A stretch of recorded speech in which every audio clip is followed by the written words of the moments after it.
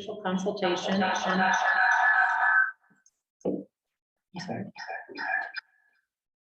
Yeah, Yeah. oh my volume.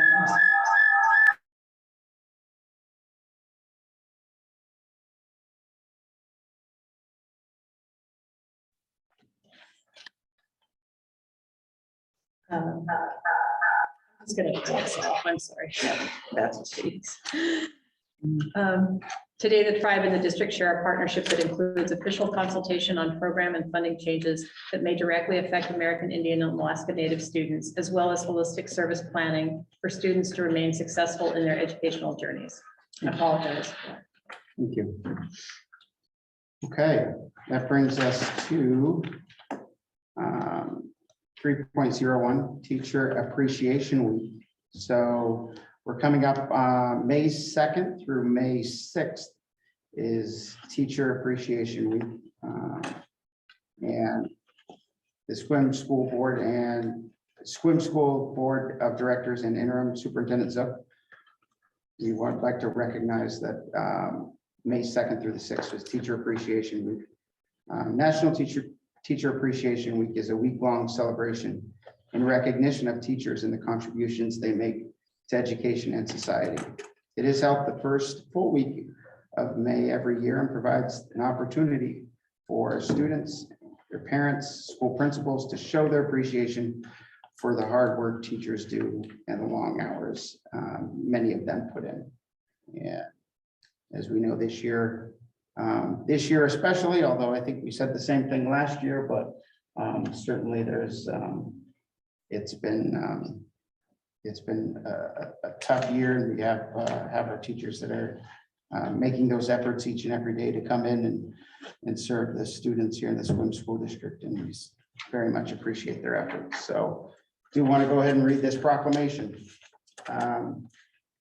Whereas a strong, effective system of free public school education for all children and youth is essential to our democratic system of government, and whereas the United States has made considerable progress in the social, technological, and scientific fields due to our system of free and universal public education, and whereas much of this progress can be attributed to the qualified and dedicated teachers entrusted with the educational development of our children, and whereas teachers provide opportunities for students to connect with the world around them, develop basic skills for success in life and work, experience the realization of high expectations and the fulfillment of steps towards achievable goals, and whereas teachers should be accorded high public esteem, reflecting the value placed on their skills and abilities and the importance of public education, and whereas it is appropriate that teachers be recognized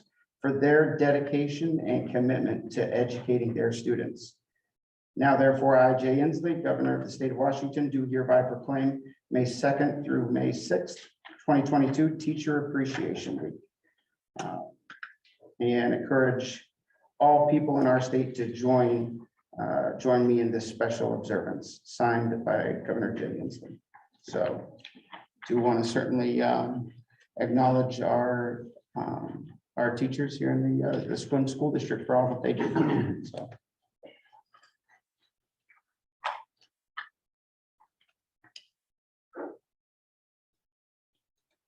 And with that, we'll move on to our next agenda item. We have the announcement 3.02, which is the announcement for the yearbook cover.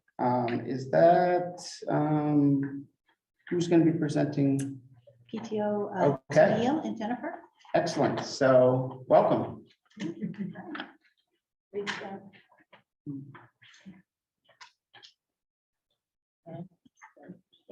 All right, so we're here on behalf of the HHE Helen Haller Elementary PTO for our second annual, but we had a busy year, but so we're sneaking it in now.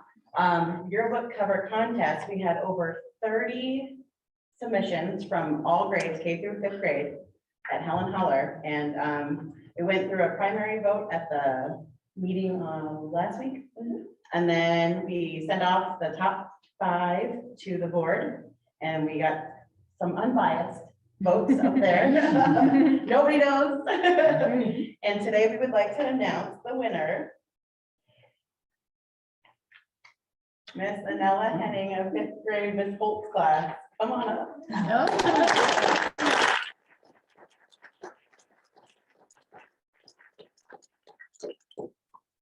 Thank you.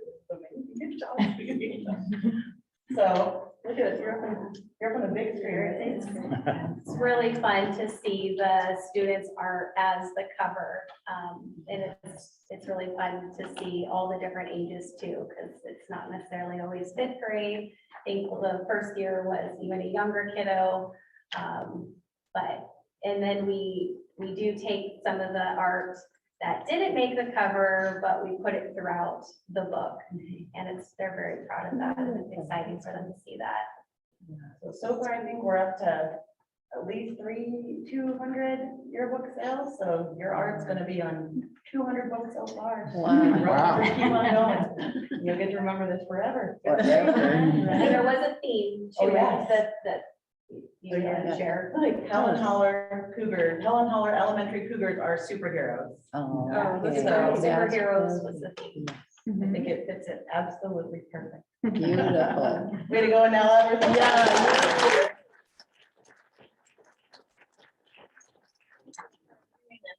Yes, thank you. Thank you.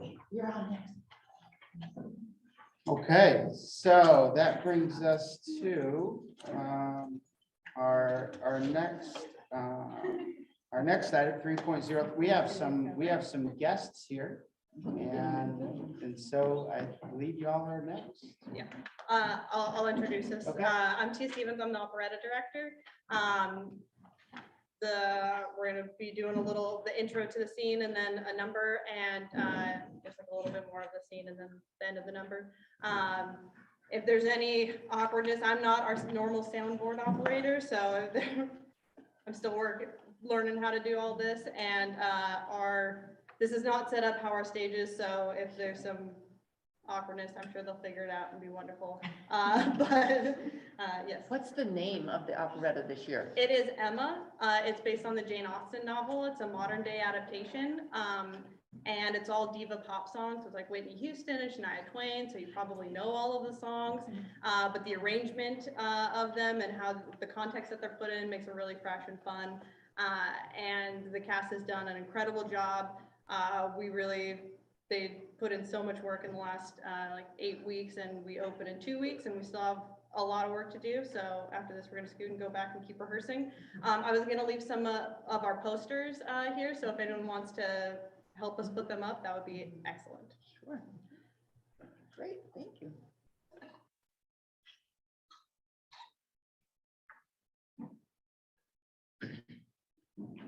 All right, Emma, give me a tour. What's changed at Highbury these last few years? Oh, nothing changes here. Same old elitist, stuck in the mud, shiny prep school, big porcupines. Things don't always have to stay the same, you know? People can affect them. Maybe in the real world, not here. The real world is rough. I mean, don't get me wrong. I'm super grateful. I have a manager and a publicist and a record deal. And you got to basically skip all of high school. Yeah, but sometimes I think about Highbury and I wonder what I'm missing. Well, you're back here now. I hope you're having a good time. Oh, believe me, I am.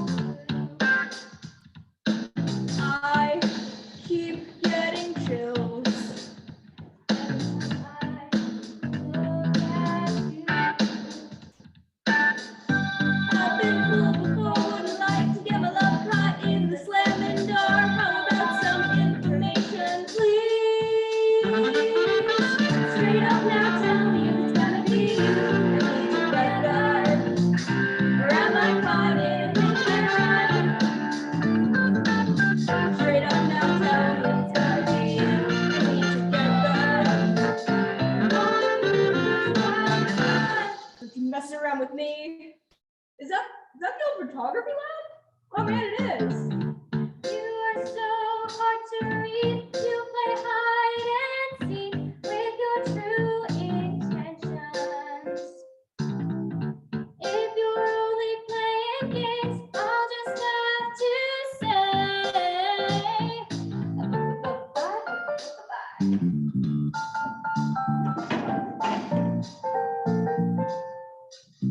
I'm glad I got called the surprise guest at the party last night.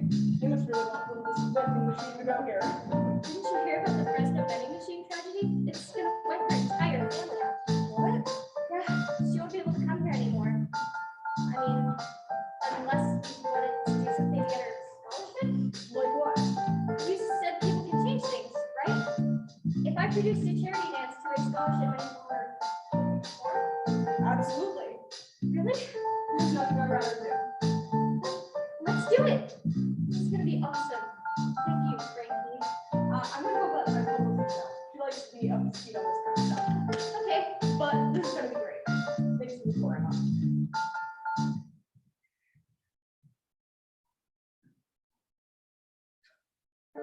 Straight up, now tell me, is it gonna be you and me together? Or am I caught in a hit and run? Straight up, now tell me, is it gonna be you and me together? Or are you just having fun?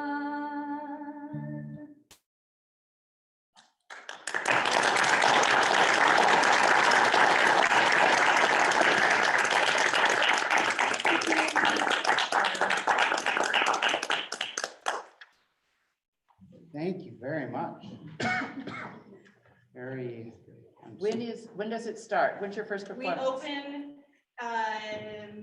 May 6th, so Soon. about 2 weeks. Oh, And we also have 2 casts, so you can come and see it twice and it'll be different. that's great. No, thank you. Well, I am extremely excited, not just because I might be related to somebody performing, but but I'm also just want to call out just that it is so great having students come to join. We're back in person with board meetings, but also to have these types of events and guests in it is very exciting as well. So just Very want to exciting. thank you for coming to join us today. It's Thank great, you. great having everybody. Yes, I'm gonna leave some posters so that you can all help us publicize. So Excellent. that we get big audiences, because they deserve it, because they've been great. All right. Absolutely. Thank you.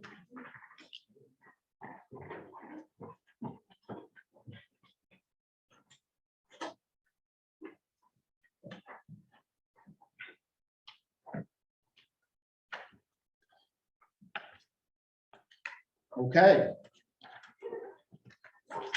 That brings us to 4.01.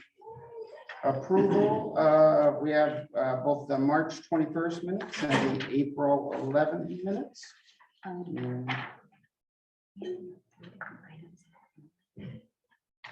you online, Louise? She's asking. Oh, are you back up and Items if running? you're online voting. So we're gonna do it individually, right? Okay, so for online voting, we'll do it individually. So we'll start with, I would be happy to take a motion for just the March 21st minutes. I move that we approve the March 21st minutes. I'll second. Okay, it's been moved and seconded. Any discussion? I better make sure that I'm logged on. Okay, Tracy, that was Larry that seconded. Oh, thank you. all right. Hearing no discussion, please indicate your vote when it pops up on your screen.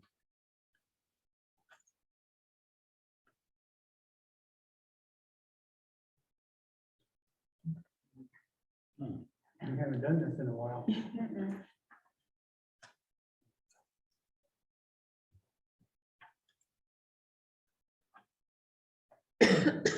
There it is. Here we go, first. Yeah, I'm waiting.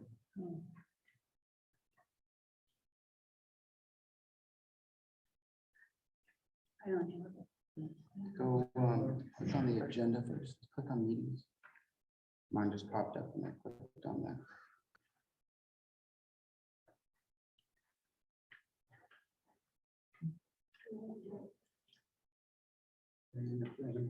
Oh, there. Oh, yes, there we go. Everyone have it? I got the big, but I don't have the individual ones. You roll down.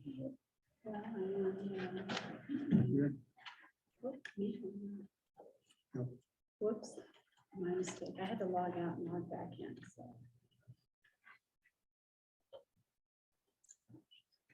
Oh, you're on You Zoom. can help Dr. Stopper and Director Haller.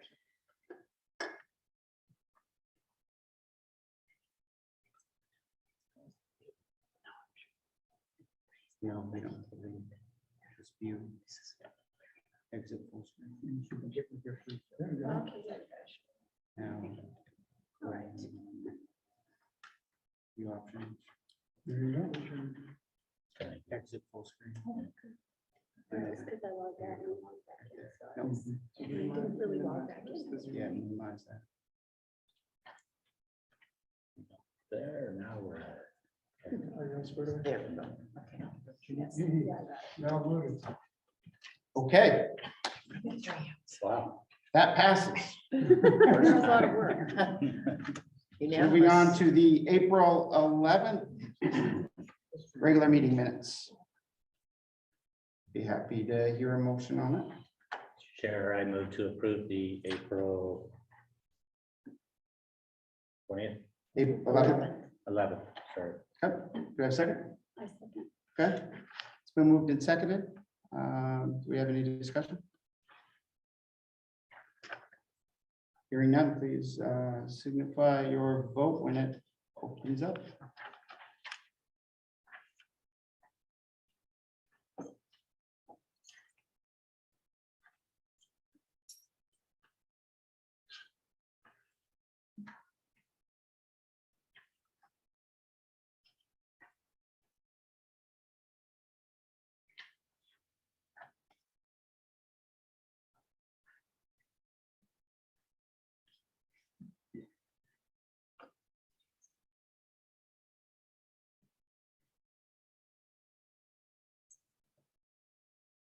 you should have the kids come back in Yeah, really. Tell us what to Where are do. they? and musical interludes in between the techno slack time.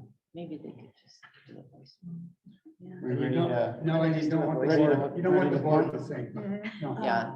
It's Well, so- Oh. It's, there's Now- something's not working.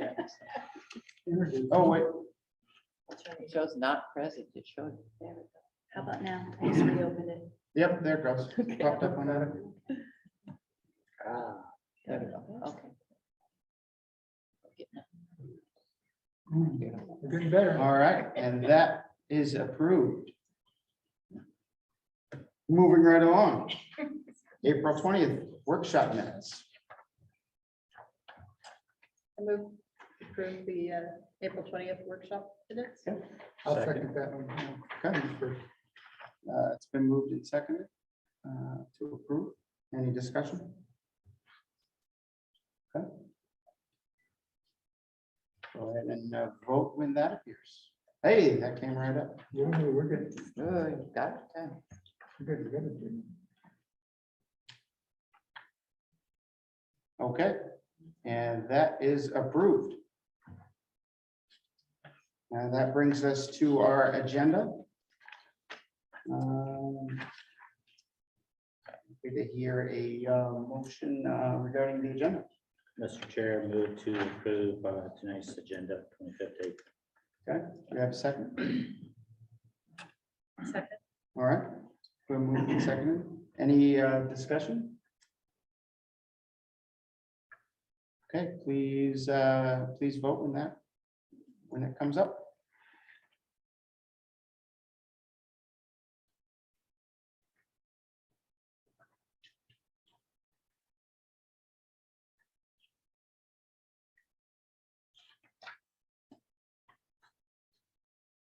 All right, the agenda is approved. Bringing us to our consent agenda. Can I get a motion for the consent agenda, please? I move we pass the consent agenda. Second. I second. All right, it's been moved and seconded. We pass the consent agenda. Any discussion? Yes, Mr. Chair, just on the student travel and the HOSA, which was a club that got started about, I think, 4 years ago. And so now that the opportunity for them to travel, and it looks like they're going back to Nashville for a national competition convention. That's in a sense for health. Health occupation.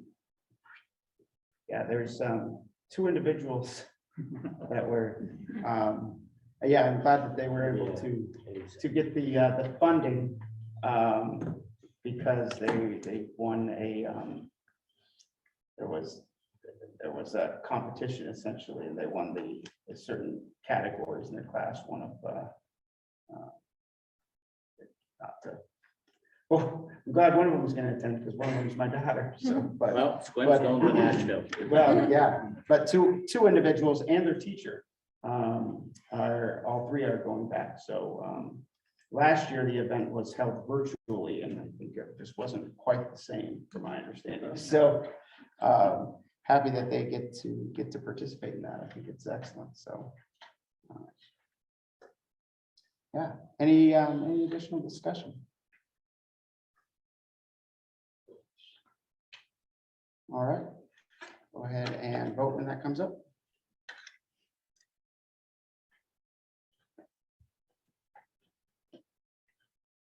I believe that was partially funded with some CTE funding, but we also got some donation as well. So it's nice when we can get community involvement in those efforts. So.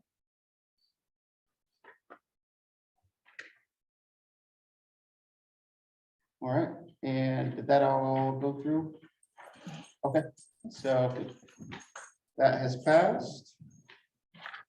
And that is going to bring us to public comments. And taking in-person and virtual public comments. Each person does have 3 minutes.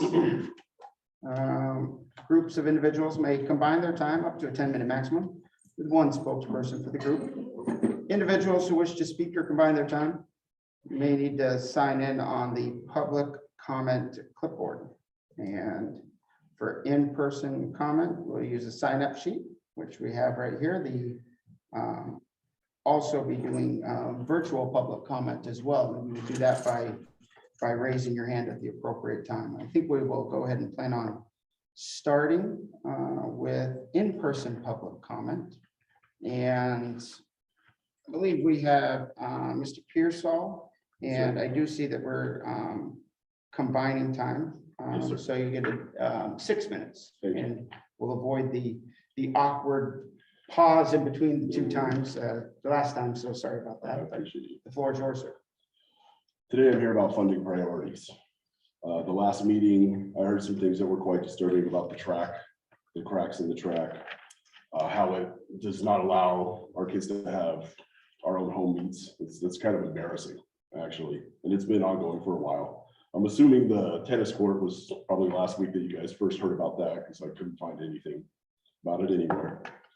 The gym where the wrestlers train, both the men and women there. I'm not sure of the wrestling room size. I haven't seen it, but I'm going to ask for a tour of it.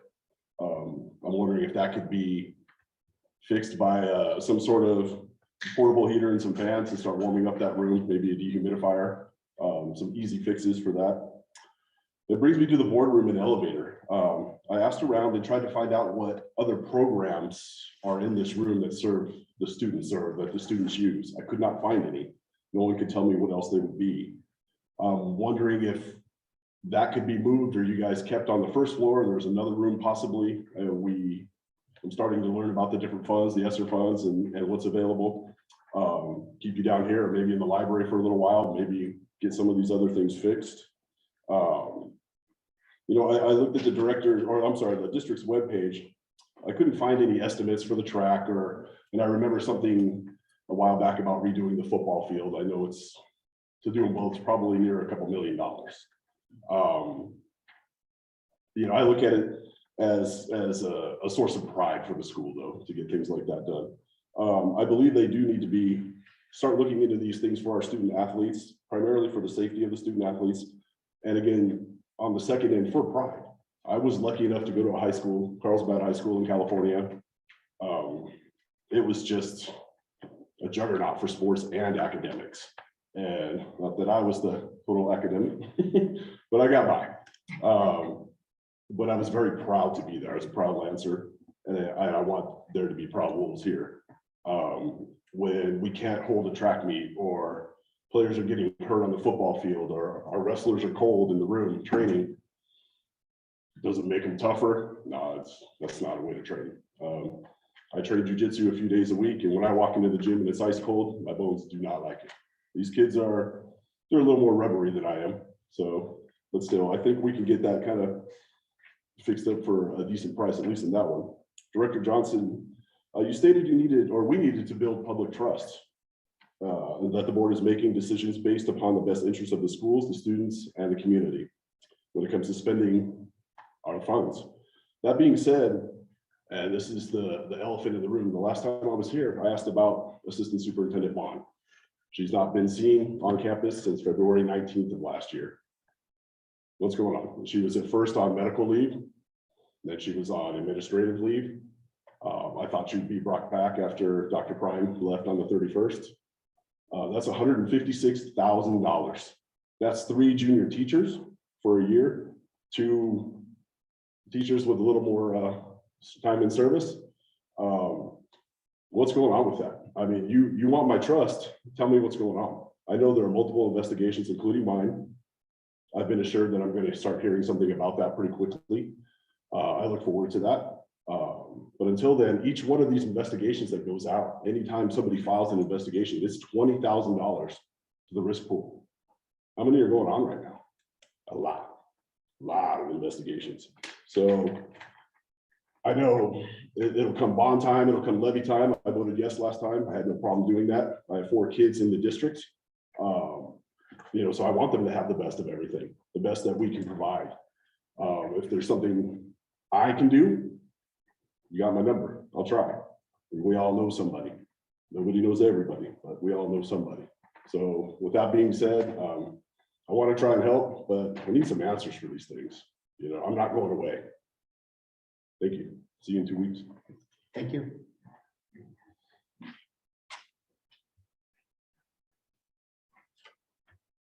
And is there anyone else for public comments in person?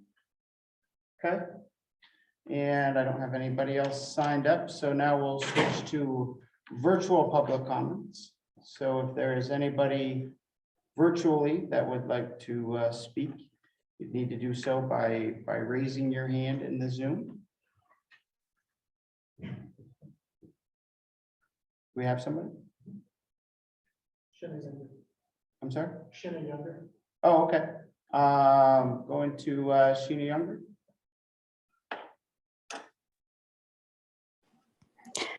Good evening. Can you hear me? Go ahead, Sheena. Okay.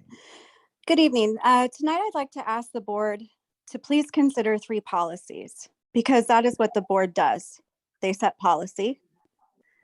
So the first policy I would like to ask the board to consider is when a PE teacher is spotting a student's bench press or assisting a student in the gym, period, it is not appropriate for them to straddle students' bodies with the legs over their chests or bodies.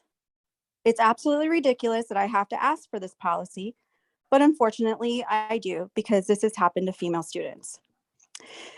The second policy I would like the board to consider is not allowing teachers and/or staff to single out students and give them gifts or cards, homemade or otherwise. Again, this should seem like a no-brainer, but it has happened and is making students uncomfortable. The final policy I would like the board to consider is making verbal sexual harassment a terminable offense. Why isn't it already? Why are teachers and staff continually getting away with this? Please, the school board needs to stand up and start protecting our students. Thank you.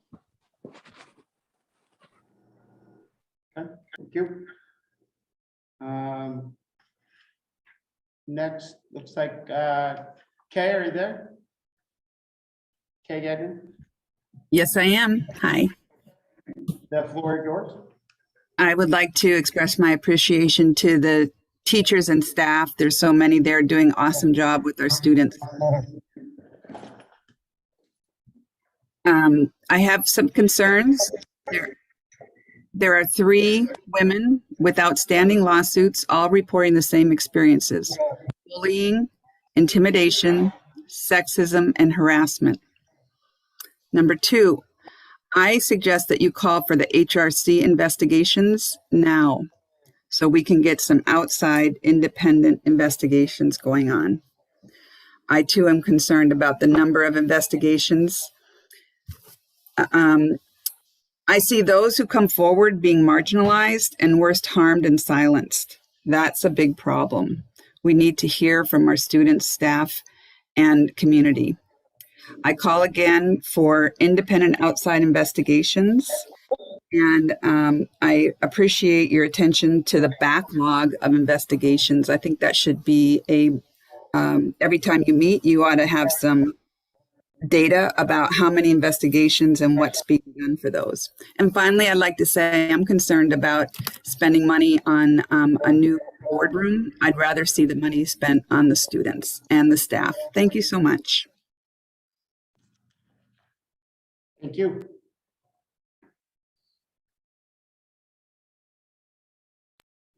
Anybody else virtually wishing to speak for public comment?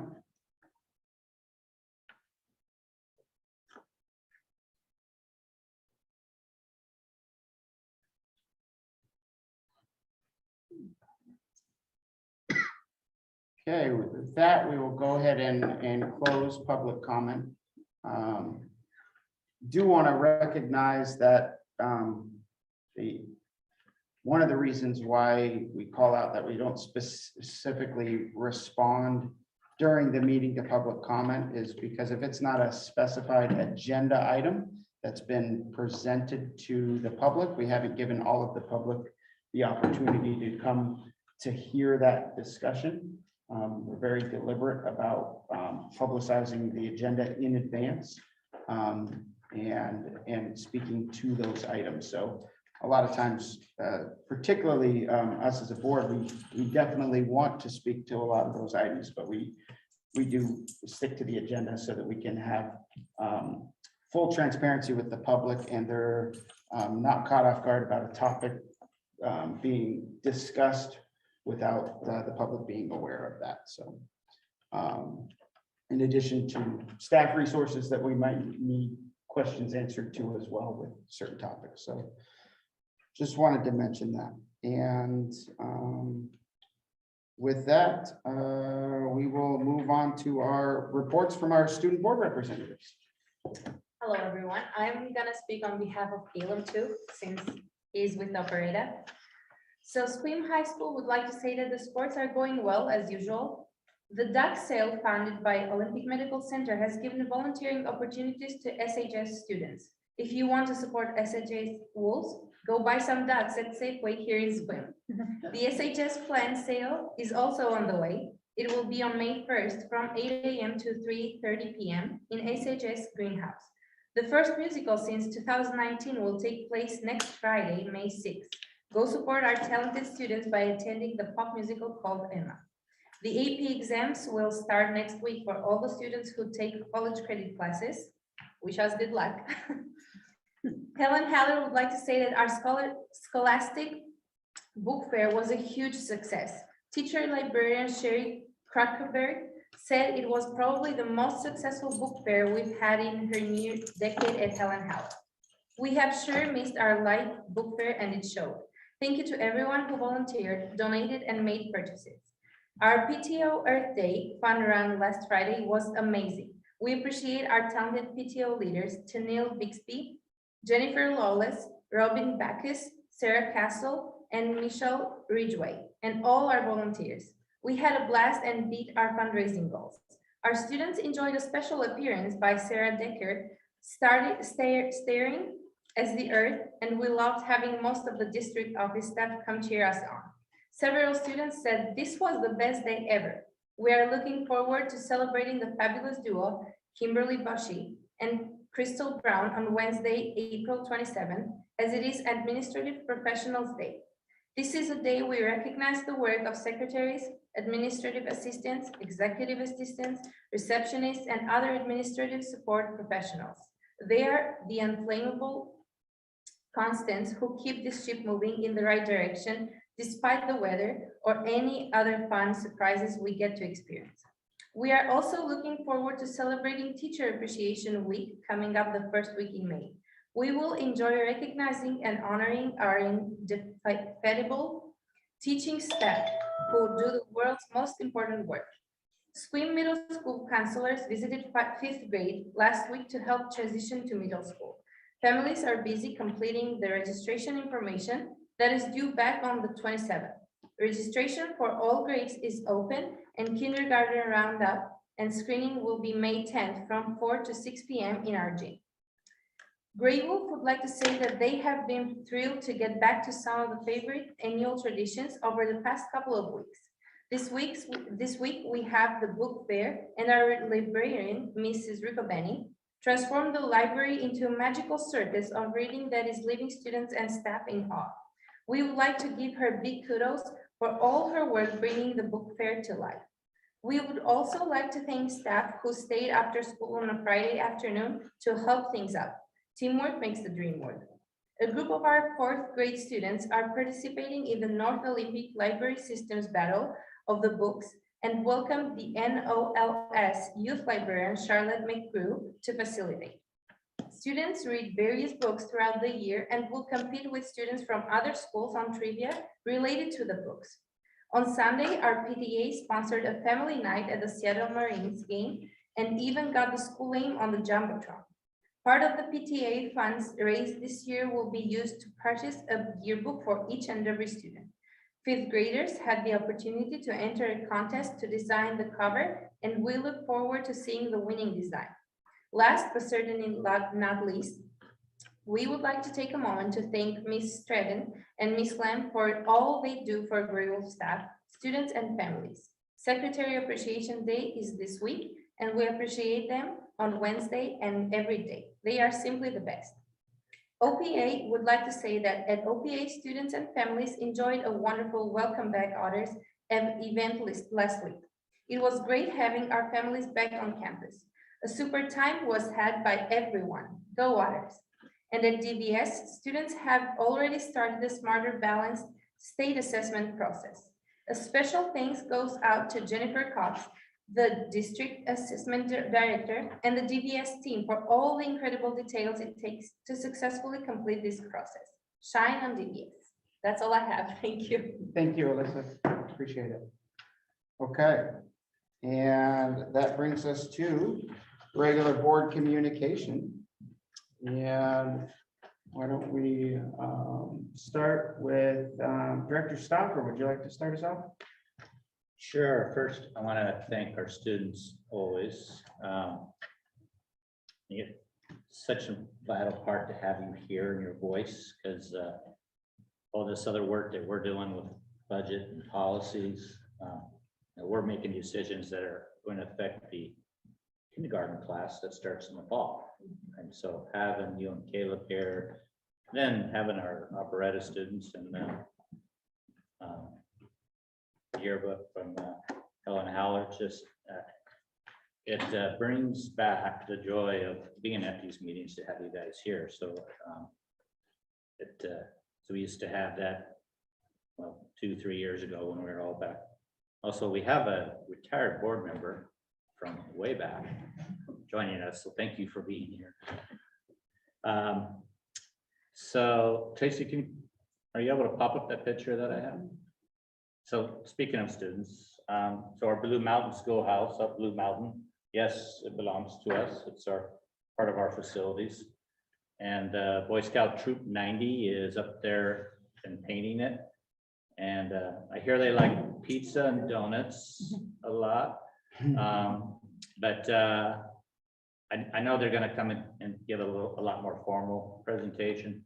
But just applaud that they took that on, and then there's probably gonna be ongoing work, because it's probably gonna need some shingles and some other work on there, but it's connects our history. That's one of our old schoolhouses to our almost not quite modern facilities. We're here now. But take a drive up there, take a look at it, and it's some of your classmates in your senior class are the ones that are involved in painting it. Andy, his mom is the Spanish teacher, I believe. It's his Eagle project. And yes, thank you for pointing out about Administrative Professionals Day, because I put a note here. And so I first have to thank Tracy and then her sidekick Renee down there. And then all the other frontline administrators, from Terry downstairs at the front office, and then all the ones in our various buildings. And I'll include Miss Chen too here, who is in the librarian. Because Tracy, you know, through rain, sleet, and snow, I think you kind of said keeps things moving along for us. So thank you, much appreciated.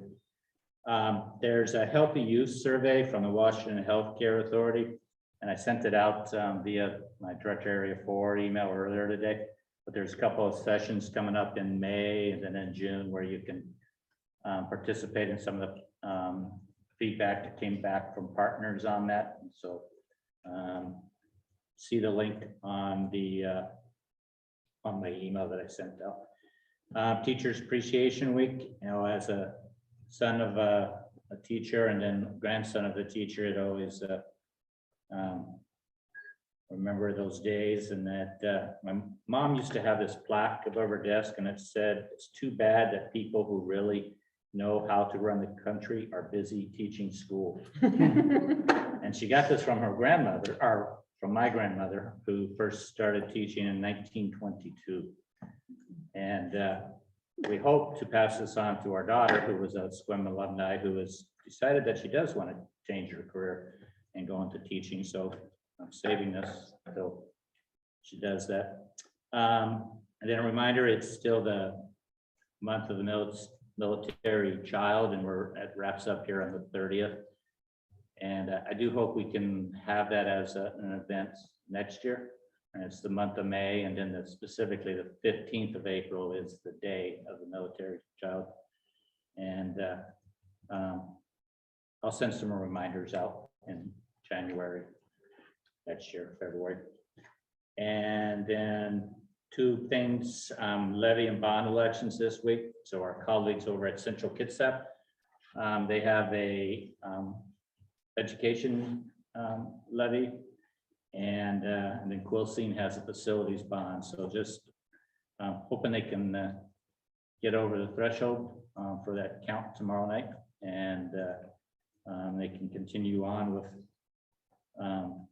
doing good things. So they do good things all the time. While it's the legislative committee work, I will be in Pasco this weekend as the legislative committee is coming back to work, to school, as we're start preparations for the 2023 session.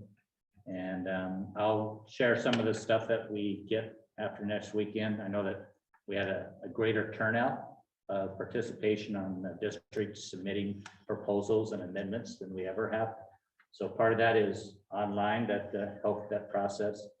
And then a lot of the outreach and advocacy that's been occurring. So looks to be a busy weekend, and I'll have more details when I come back from there. Thank you. So I have. Thank you. Director Officer. Thank you. I'm hoping that as a former teacher, I'm also appreciated on that week. Yes. But I really appreciate those who are currently in the trenches and doing hard work and very rewarding work of teaching. And speaking of which, I, in my quest to learn more about the schools and to become acquainted with teachers, students, and staff. I visited Swim High School this week. The principal, Sean Langston, took me on a tour of a couple hours of seeing some of the classes and the buildings and sort of getting a sense of the school experience. And we had a very long and I thought very useful conversation about the challenges he's faced this year at Scrim High School, which is nothing new to us. We heard about this when the various middle school and the high school and the grade schools came to see us some time ago. That there are some real challenges because of the return after the 2 years absence due to the pandemic, especially in math, and just trying to sort of get a handle on that and try to move forward as best we can.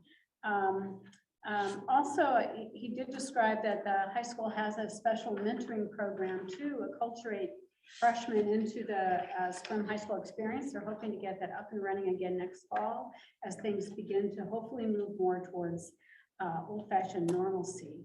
I am looking back to, he invited me to come back anytime. I'm looking forward to going in and just sitting in on 1 or 2 classes and getting a little bit more of a background in the pedagogy in some of those classes. So that's on my to-do list later on. But I really did appreciate him taking the time and the staff taking the time to make me feel welcome and to introduce me to the world of Scrim High School.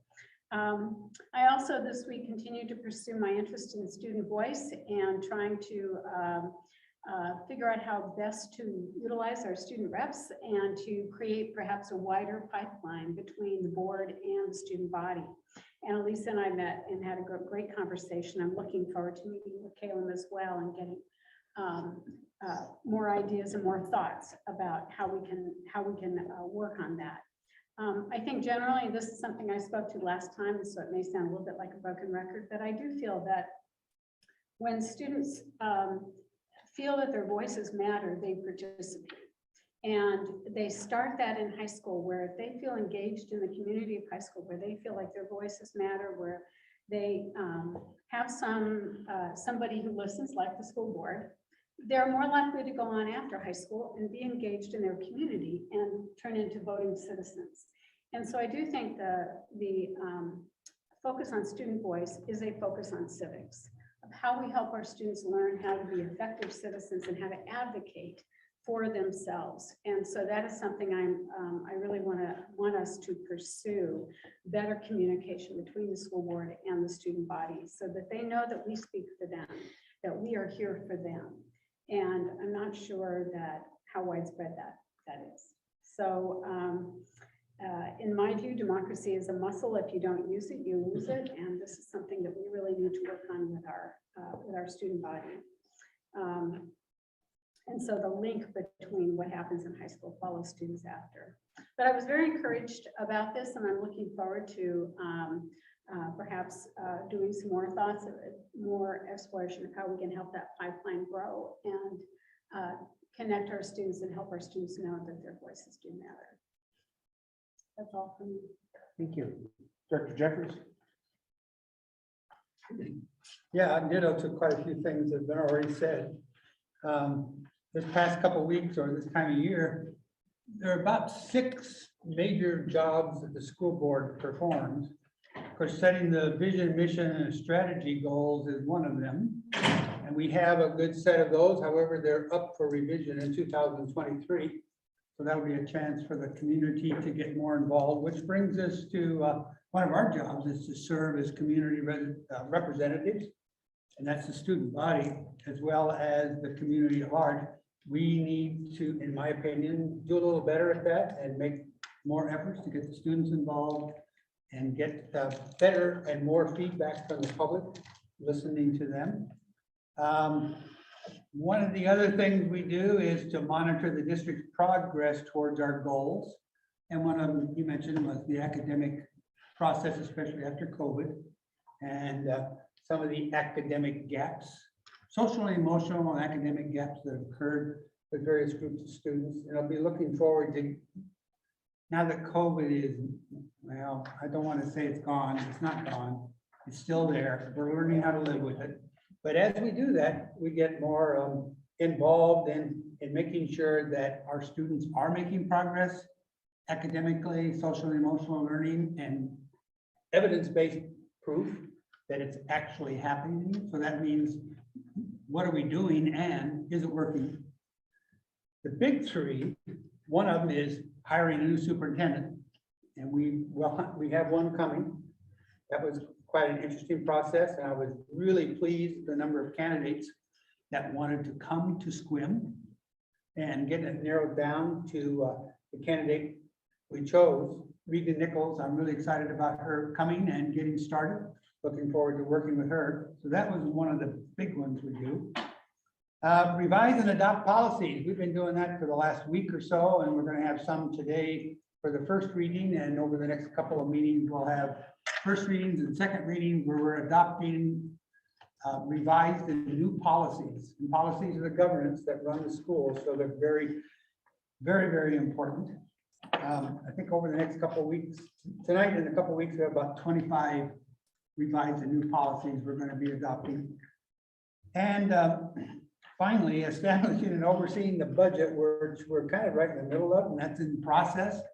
And it's a very important process in my mind. This year's budget or next year's budget, the 22-23 budget and the 23-24 budget are kind of joined at the hip. And we're going to have to look very carefully over like a 2-year budget to see where we're headed. So we're moving along, and I have to say, with Secretary Appreciation, Administrative Assistant Appreciation Week coming up, I was involved last week in being on the west side of town in a power outage and a separate Verizon outage at the same time, leaving me without internet whatsoever. My Wi-Fi and my backup were gone, not available. I had an important board meeting online I had to get to, and I notified Tracy I was coming to school to get online, and when I got here, I was up and running. I sat in her office for some of the meeting and then sat over in the professional development room for the other part of the meeting. I sure couldn't have done that without Tracy's help. So I really appreciate you saving my computer. Thank you. All right, thank you. Director Johnson? I don't really have much to add. Everybody's comments have been really helpful, and I've learned a lot. The only other thing I would add is just sort of a tag on to what Director Jeffries was just saying, which is, I know it has been a really challenging process trying to put the budget together this year with the the fall in enrollment, all of the other various programming, funding sources and that kind of thing, and rising costs. And so I just want to thank our superintendent Joan and the rest of the staff for continuing to really just work really hard and put in a lot of hours to try to figure out, facing all of these challenges, how we can craft the best budget that will best serve the students and the families here in the school district. So thank you for that, and I look forward to hearing from Darlene. Thank you. And I think everything that I was going to comment on myself has been said, but I just want to mention that I also want to commend staff at the district office. It's, as Director Johnson said, it's a very challenging time indeed. A lot of things going on behind the scenes, and it's tough work, and there's questions being asked, and there's different we have a board asking questions, we have other folks asking, staff members asking questions, we have the public asking questions. We have a lot of challenges out there, and I know that and this is specifically for our superintendent, but I know your staff as well. It's certainly an incredibly challenging role for you, because you're working with the board, but you're also working with the public, and so many different priorities, juggling all to serve the students and do what's best for the students. And I just want to commend both yourself and your team for that tremendous amount of work, but also just to know that how recent it was that you started with us to jump on board. That has to be mentioned as well, because certainly somebody was in the role for, it would still be a difficult job, even if you have been in the role for 3 years, but being here for just a few months, I want to thank both yourself and please express my thanks to your entire team. It's challenging work for sure. So, and Thank you. yeah, and with that, also Teacher Appreciation Week. It's of course I've already mentioned it with that coming up, and I, of course, not in my role as a board member, or not as my role as a teacher, but in my role as a board member. I just want to commend all of our teaching staff who are dealing with. There's a lot of challenges right now in each and every classroom, and challenges that they actually have not seen before. And sometimes it's just when you think you've got this figured out, the whole job changes and new challenges. And I know that our staff, our teachers come knowing how difficult it's going to be, but they come to work saying, okay, let's figure out a way, let's find a way. And that level of dedication, I just think is not seen, I'm going to say it, not seen in other occupations. And I've worked in a lot of different realms, retail and call centers and everything, but in this field, education, serving the students, it's completely different. And that level of devotion, I think, is amazing. And the challenges that they're seeing is they are significant. So thank you to all the Swim School District teachers for coming in each and every day and serving the students. And we appreciate it. So with that, that's all from me. And we will go ahead and move on to our next agenda item. Board communication. So now we have our finance and operations director for our finance reports. Okay. Am I good to sit back here, or do I need to move? It's fine I can hear you just fine. From an audio perspective, are we Okay. good? All right, well, this month we are doing 2 months worth of budget status reports, both February and March. And thank you for letting me do that, because I was not well last month. So we'll start with February. And I think that you all got both February and March spreadsheets so that you could look over what our fund balances were for our 5 funds. So for general fund in the month of February, you can see that our total ending fund balance was actually a negative number of $257,647.54. And that is the result of 2 major things that happened both in December and in January.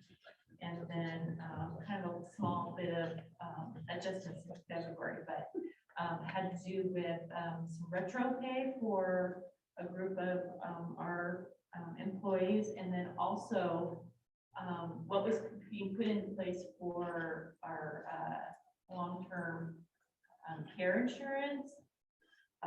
We were able as a district to find insurance outside of the Washington healthcare sub, and it would make it possible for all of our employees to go in and collect the exemption inside of the healthcare authority, but also the insurance that we were able to get for all of our employees for 1 year, make it possible for them to continue with that insurance or choose to go with the insurance through SEB because it's required.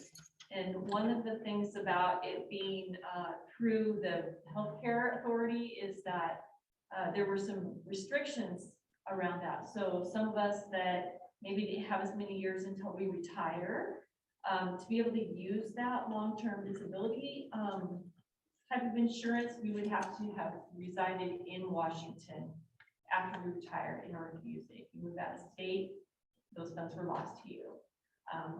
This other insurance company, Allstate, we were able to secure that for the same amount of insurance coverage, and you would be able to move from state to state. It wasn't just that you need to stay inside Washington. I think they're working on changing some of that because then it got pushed back and it wasn't required to happen yet, but it's all in place for when you just retire. So all our employees are able to go in and mark the exemption with healthcare authority. That was a big amount all at once. We needed to do that in December before the January 1 timeframe hit, and so we did that. And then in January was our retro pay. Moving on to our capital projects fund. It hasn't changed much. It was 198,760.57. Our debt service fund is not changing. The only thing that changes about these funds right now is the amount of interest that goes in, or if there's a little bit of levy dollars, local levy dollars. That would be in our capital projects in our transportation vehicle fund mostly. ASB, their ending fund balance of 364,328.20. You can see that there's more going on in ASB than there has been for the last couple of years, and so each month you'll see a little bit more activity in there, which is exciting. And even when we're doing some of our accounts payable things like HOSA and some of those things, we're like figuring out, how those things are getting paid, and we're starting to get some of our donations and coming in, and so we did get a donation for the students to be able to travel back to Nashville, and so that just came in, which is great because we haven't been seeing some of those things happen. So we're happy about that. And then our transportation vehicle fund is 856,436.09. And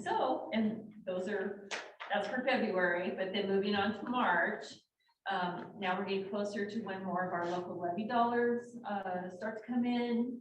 Our apportionment is still about that percentage, is a little bit higher, and then it will go lower in May and June.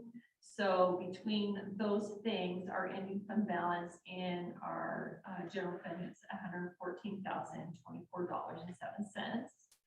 And we received $979,378.30 in local levy dollars for the month of March.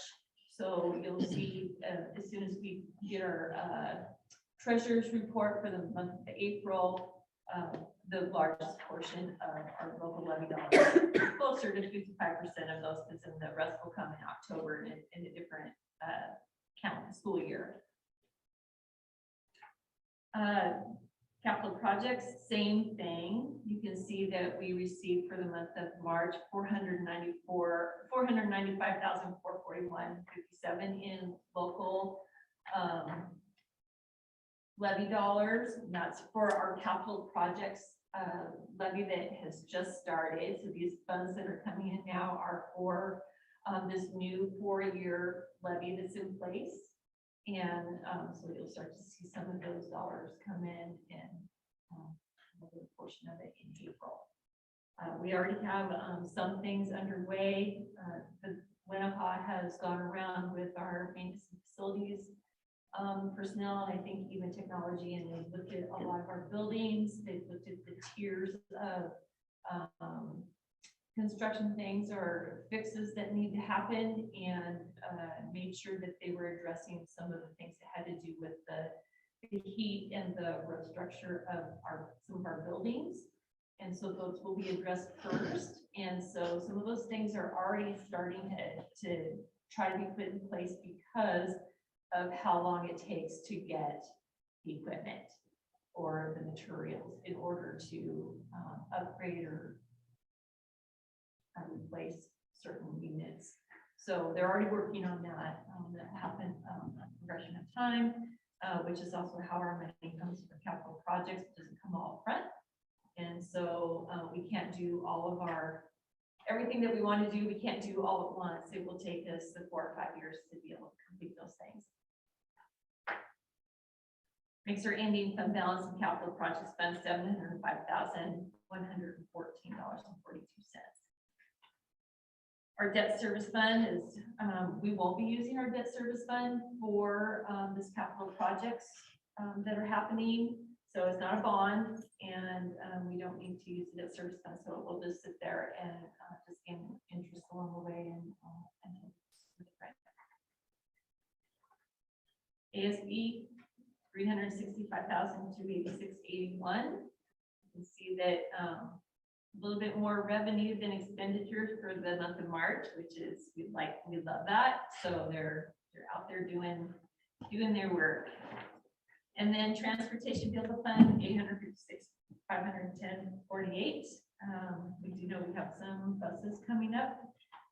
And so Rich, transportation director, is on that, and we'll start putting things in place to order buses, and it takes a little bit of time. So if a bus falls off the depreciation schedule, let's just say in September, then he would be putting together his bus order in the spring, and it will take at least that long for a bus to arrive in September of the following school year. So we don't want to do it before it drops off the depreciation schedule. So it's just a timing thing. So we always want them to stay on the schedule. So once one comes off, we'll make sure you have another one that we are actually gaining dollars back each year on our buses.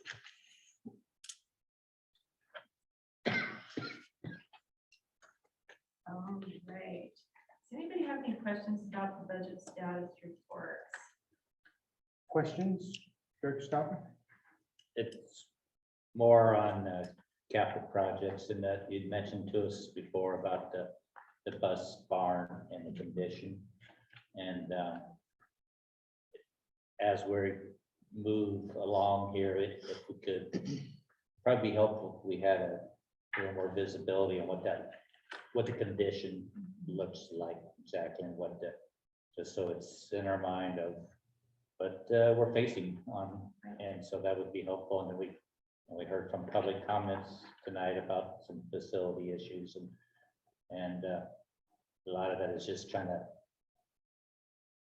understand how our taxes come in, and that's a messaging to the community that it's not pretty complex, and unless you're I think we in have your that. seat like you are every Yeah, day. I think we have that on our cabinet agenda, Mhm. and we will probably be putting together, since now there's a lot of moving parts and a lot of things that are starting to happen, so that we can put together something along the lines of communication out to our staff and community, so they understand, how the funding is coming in, what is voted for. So those tiers of what gets fixed when, our community saw that, and that's what was put out there, and that's what was voted on. The bus barn issue was not on that, but it doesn't mean that down the road after, like if we can, I'm not sure what we'll be able to do, but we'll have to really think about the funds do not have to come from capital projects, but just planning for that. So I don't know that we can wait 4 or 5 years, and so we'll get the condition together. We have a meeting every month with our directors, and so at our last meeting, that's when that was brought up, and so that's why I brought it to you, because it is one of those emergency things, because we won't be able to wait that long. And then they'll have to bring more things to us, and pictures and just conditions and things. I'm sure that now that John is back from being out on medical leave, he will be up there, and they'll be putting some things together for us. Thank you. Any other questions?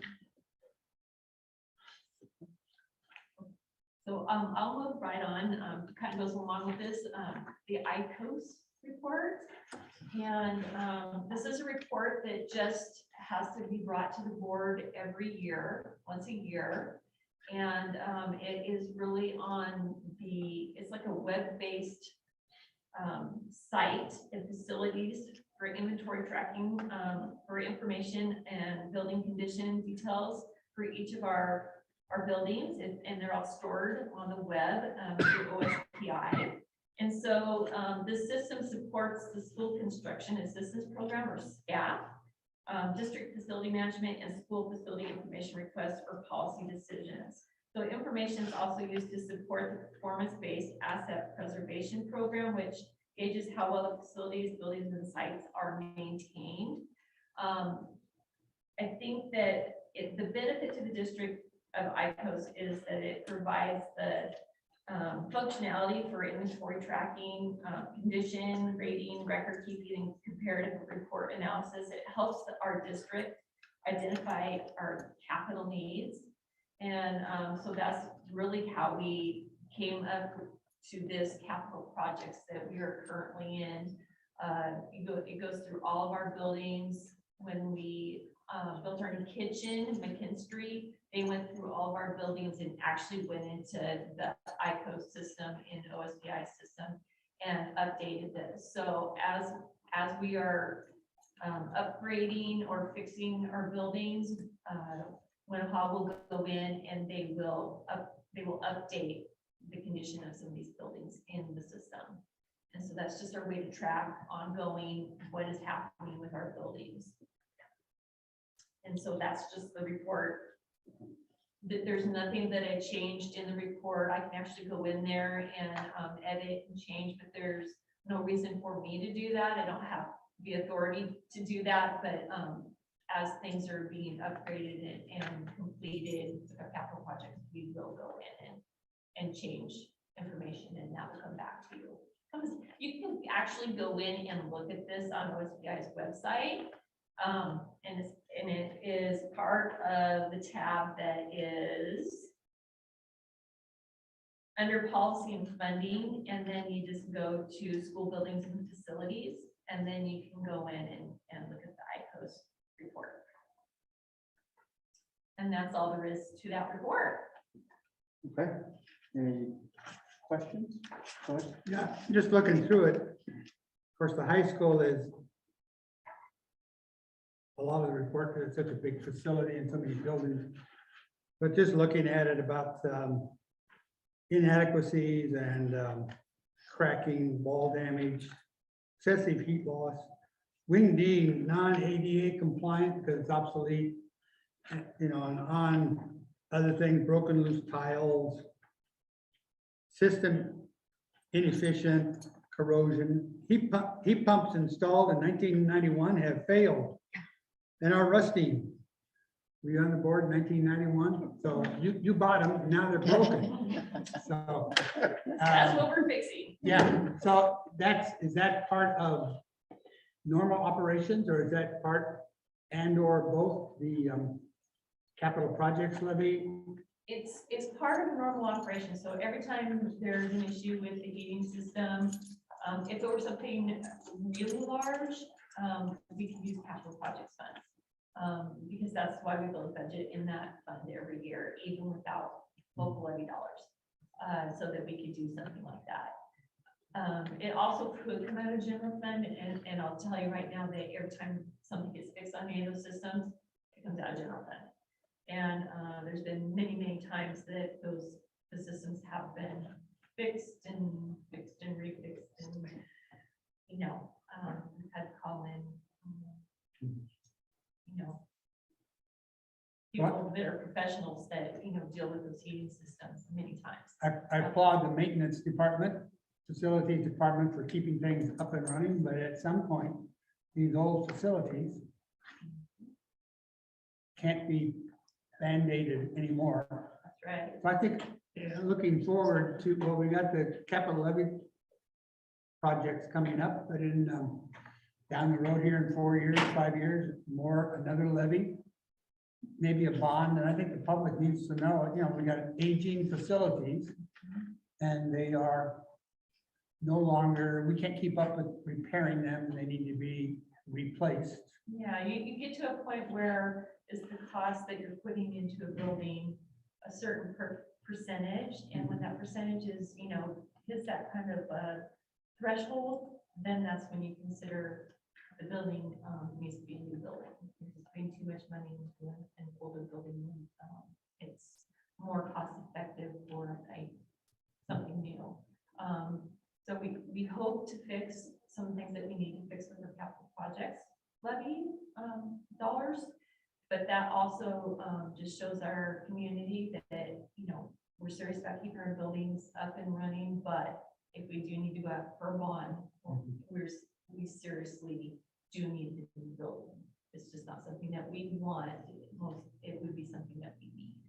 Well, other than the district kitchen, I mean, the middle school, I think 96, H wing might have been 98, something like that. So they're our youngest buildings and they're getting old. Yeah, and I think one thing to remember, and from another district they came from, the buildings were very old.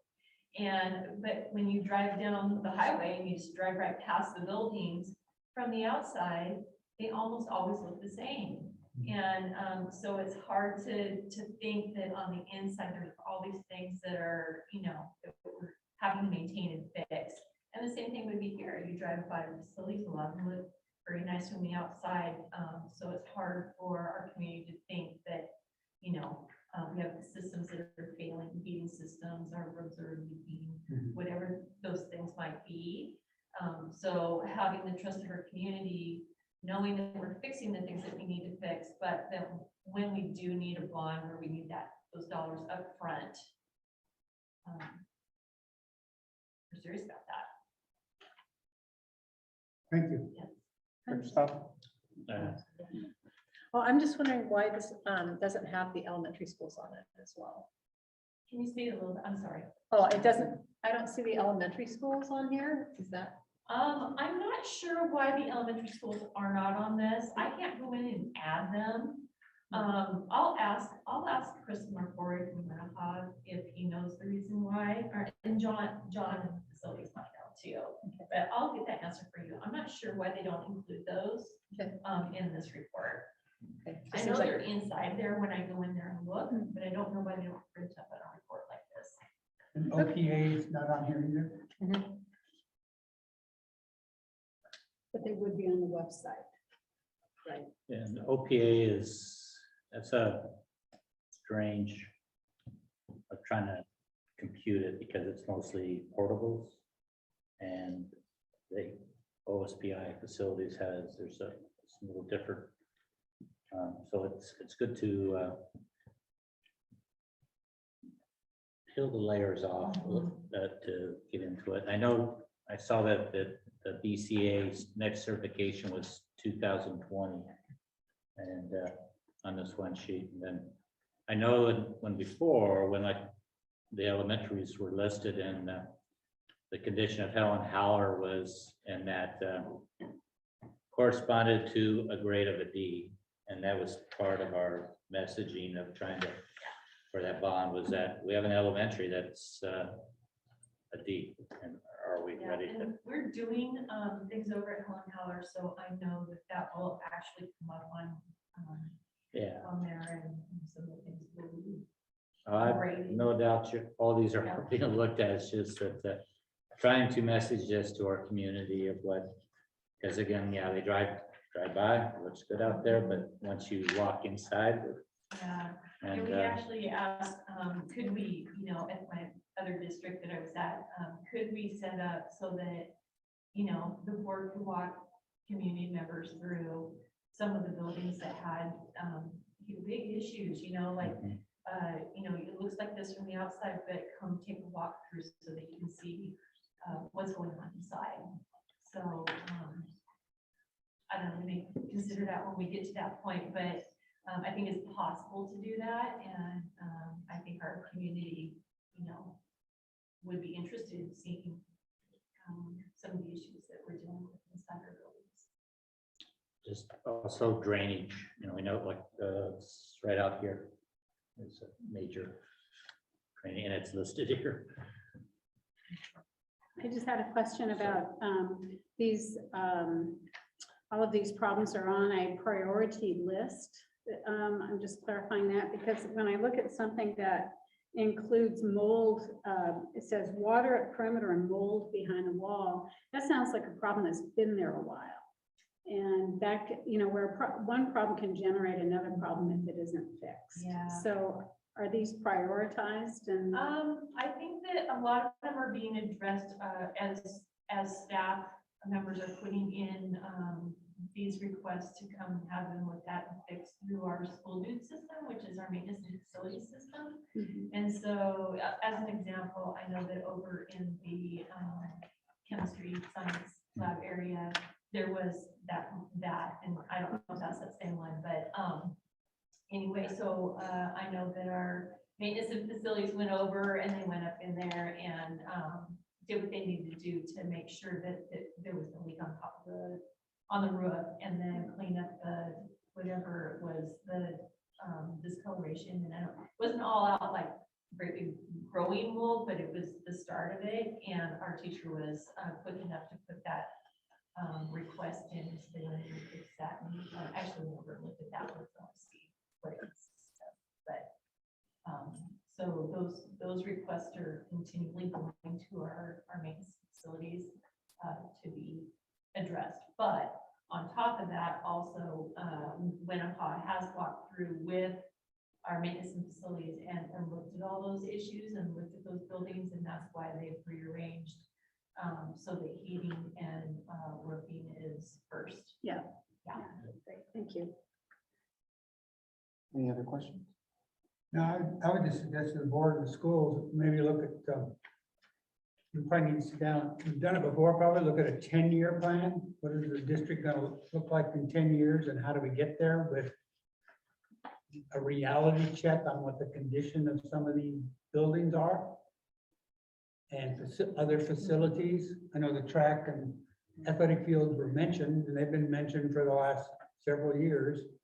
And the age of Helen Haller has been mentioned for the last several years, of course, through some bond issues that didn't quite pass, but we're getting ourselves into a situation where we're going to have inferior facilities when we're trying to present a superior educational program to kids. And we're fast heading that way, if not already there in some areas. You're right, and that's where we really need to draw our community in so that we're communicating with them exactly what is, what are the issues of our district. And, they always tell us it's really hard to pass them on when you're putting all of your, football field and your track and all of your kind of extracurricular, your sport things on a bond. And so that's why, you're looking at your overall facility and be included. But if you were to just go out and say, we just need to, capital projects levy, we need a new football field and a new track and new tennis courts, and let's just get it done. They hardly ever pass like that. It's really difficult. And even though in all of our communities, we know we have a huge, sports fan base, for some reason, they don't pass like that. So I don't really know the complete reason, but I think it has to do with, their community sees more like, I want to put my money where the kids are housed inside buildings, getting their education, even though we know sports and extracurricular activities are still important to our students. They need that. But over the next 4 years, because we're not here helping us out, and we can come up with a real reality check on what the facilities look like and where we need to be and how we're going to get there. Definitely. He's a very smart man and very good with finances. So. Now, our science, have you visited the science classroom? I have. So, before we went to the moon, and the middle school actually is more modern than, and at times the science teachers go over to the middle school to do practice. Yep. I mean, as a former science teacher, I visited those rooms during the 1913-14 bond issue somewhere in there. Yep. And I visited those science rooms and I was shocked at how old they were and probably not a place I would want to teach biology and chemistry, but I would do it. Like I said, teachers are creative. Did you say 1913? 2013. Sit down for World War I. Fight those issues for quite some time. That's right. That just shows you how long we've been doing it. Yeah, I'm gonna play the grumpy old man card, the old man part. You know, it's one of those old man things. And, having ADA compliance is, we're not in compliance, and that's with several aspects. Yeah, for sure. And now, this is a 2-story building and it's listed here. But upstairs is some other offices and there's, but this part is on one level, but if we would be challenged to get students up there, that, All right. Thank you. Before we move on to the next agenda item, I do have an error on my part that I want to point out. An item on the consent agenda, realizing I actually should have abstained. Well, what I should have done is asked for that particular item to be moved out of the consent agenda and then abstained on that individual item, which is the student travel. I was realizing, as I pointed out, but didn't realize, that does involve my daughter. I've thought about it from a parliamentary procedure perspective. We could do a motion to reconsider, which would then open that consent agenda back up. That would then allow me to remove the item. But I'm almost wondering if there's a simpler way to do it, which is just to ask the board if they would allow me to change my vote on the consent agenda to an abstention. And if there's no objection to that, Tracy can make that so. So is there, just to simplify it from. No sounds objection. like a good No plan. objection, no objection. Okay, Vote's gonna be 4-0 or 4 and 1 abstain, right? correct. Sounds good to On the me. consent agenda. Tracy, you can do that. Okay, and my apologies for not catching that. Believe it or not, actually, my daughter's so many things, as you saw. It's like, oh yeah, she's going to Nashville too. Yeah. They were kind of, We're so wrapped up in electronic voting. yes, That was too exciting. yeah. So, all right, thank you board for your grace with that one. And my apologies for not catching that. So I can mark that as an abstention. And with that brings us to our superintendent report. Superintendent Zoe. Yes, thank you. I will be fairly brief. I just want to make a few comments about our budget development process a little bit. So just to say that, it's obvious that we're continuing to work on our budget development, but there are what I characterize as three very large financial challenges that we're facing right now. And the first is that during COVID, Squint School District enrollment dropped by 233 students, causing a significant drop in revenue. Secondly, the state legislature granted a 5.5% salary increase to all K-12 employees, but they did not fully fund the cost of that increase. And that has a huge impact on our district. So because of declining enrollment and state underfunding and rising costs of operations, such as fuel and utilities and emergencies and all of those things, our district reserves are unacceptably low. So the district continues to work toward a balanced and sustainable budget for the 22-23 school year that keeps as many staff and programs in place as possible for SWIM students. We are, after all, here to provide the best education possible so that all of our students thrive. And I debated on this last thing that I'm going to say, but we talk about it so often, I thought I would say it. And that is that budget development sometimes feels as can be compared to watching sausage being made. And that process can be quite, I grew up on a farm as a little child, it was traumatizing. The process can be quite unpleasant, but if it's done well, the product can be tasty and delicious. So bear with us, we're working on it. is my message to our community, our staff, our board, everyone. We are hard at work. And with that, I would like to just add to the original proclamation that the governor made about our teachers. And I want to make sure that the community knows that we appreciate our teachers and that our teachers know. And so next week is Teacher Appreciation Week. And I wrote, I contend that every week should be Teacher Appreciation Week. What you do to students every day is life-changing. You may never know what impact you are having on someone's life, but rest assured, your positive impact will be with students for the rest of their lives. Just as you remember your teachers, you will live in the hearts of the students you have inspired long after they have left the classroom. You are heroes for kids, and we are proud of you. On behalf of the students and families of Sequim School District, we thank you for your service and all the heart and soul you put into your work each day. And that message did go out to them, but I don't know if everyone always reads the email that comes in either. So I just can't say enough about teaching as a passion and an application that makes a difference. Many have said it tonight in many different ways. My last comment is brief, and that is just that as we listen tonight to all of the facility needs that we have and our athletic facility needs, and it is impossible to fund that out of ongoing district operational budget. There are a couple of choices, and maybe there's not one choice that has to stand alone, but one is clearly there has to be a bond in this district to raise the money to do all of the things that need to be done. Our operating expenses don't come in to the rate that it's needed to take care of those things, and that's why we fall behind.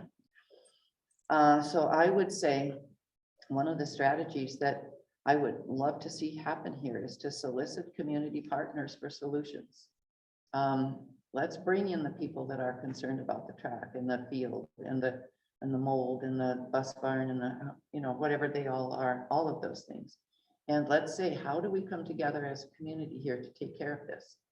Can we do it through partnerships and donations and fundraising, like some communities with, wealthy community members who are willing to, have a track and name it after them, and a bond issue, or there could be many strategies, maybe some of which we haven't even unearthed yet.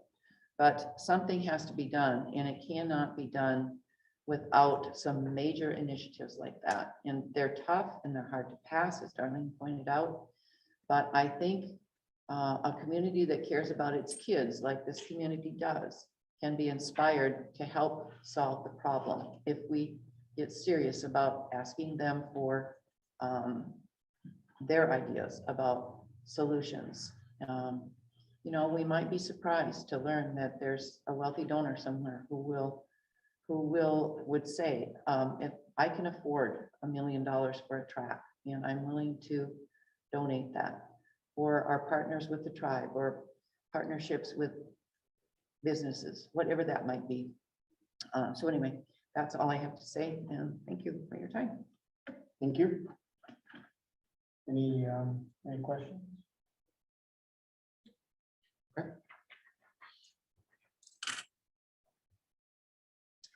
Yeah, that brings us to board business.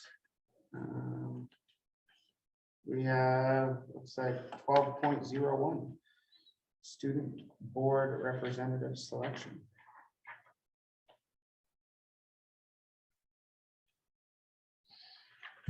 Is this an item for discussion? Information? Okay. And certainly it can be open for discussion, but it's just what's the timeline for it? It's really, Okay. but it's. Yeah, so I don't know, either Tracy, are you able to remind us kind of what the timeline was for the last selection process? Very similar. Okay. A couple weeks for the applications to come in, and then we schedule the interviews with the students. I don't remember how many of you participated last year. I want to say at least 3. Is that correct? So we'll do that again. So far as the board, you mean? Yeah, I think there was just two, really? right? Okay. Well, probably. Because there wasn't a, we wanted to make sure there wasn't a quorum. There you go. And And then Caleb will be part of that as well. And then you make your selection and we announce. Mr. Chair. Yep. So since I don't want to fall until. Oh, I was gonna go that direction. But since jumping into the realm there, the last two cycles was yourself and Larry for the interviews. And so it's, if Marin's willing and able, but then probably yourself, having been the experience with it type thing. But Yeah, I was gonna ask if Martin was willing to volunteer. And I am certainly willing, but I also don't necessarily want to take, I am happy to, I think that from a process perspective, Tracy helps out quite a bit, and we're thankful for that. I don't know that it's rocket science in a way that having somebody that's been through it is needed. I think so if there is somebody that would like to volunteer to be a part of that process. Or I'll take it since I've been off of it for 2 cycles. Is there anyone else that want to volunteer? I'm interested. I would just suggest Marin's already made contact, I've been looking over at the high school. One of the concerns has always been making sure the student leadership and students at the high school know about it. Yep. And I would, we need Caleb involved. Lisa should be involved, talking to the kids, so I think, Marin could be the liaison with the high school, because you've already been over there and talking, and this is a project that you kind of grabbed onto, sort of, or interested in, even before you were on the I'm board. interested in the. So I would say, and then the interview process itself is pretty amazing, where the kids, they go through, a similar process of interview, just like we did for you. And then you get you to whoever gets to pick for the board, basically. So Well, and are there questions already developed, or do we develop questions? there was some Tracy from has last a year. nice package there for us to look, and we could change the questions Right. around. Everything is trying to outreach to the Running Start students too. We've talked about before how they get selected, and even though discussions on voting will they, as a state board of education is allowed theirs because of passage of legislation. But are we reaching all of our students? Sometimes it's just from the leadership class, but are we reaching the ones on the margin? It's the same kids that are Were, Right, doing it everywhere, but it's good to get the word out. I will say it's a real rewarding process, Yeah. and it's sometimes very difficult to pick. To tell you the truth. Yep. Mhm. So, and then also with that, then how are we recognizing the lists when at the end of last year, there was Tracy took the. I think that's fine. I don't know if we want to. At this time, publicly order something on Amazon or something, that's kind of silly. Well, Oh, we should be- Tracy sent us an item and then that was, Tracy did a great job figuring that out. Yeah, as always. and then there's also that scholarship night where somebody stands up and that we don't offer a scholarship because of it's not allowed, but they're giving a certificate during that, a letter of appreciation. So I don't know if that's want to do the same process or. We could certainly either put it on as an agenda item or work it out with Tracy just through the president, vice president kind of collaborate on that. And make sure we're keeping the board informed. So, okay. Great. All right, we'll proceed. I just want to make everyone comfortable with Director Stoffer and Director Halverson kind of taking that forward. All right. Thank you for taking that on. That brings us to 12.02. We have the resolution for the out of endorsement assignment waiver request, and this is a action item, so we'll be happy to take a motion. Move that we approve resolution 05/2021-22 out of endorsement assignment waiver request. Thank you. Do we have a second? I'll second. It's been moved and seconded. Any discussion?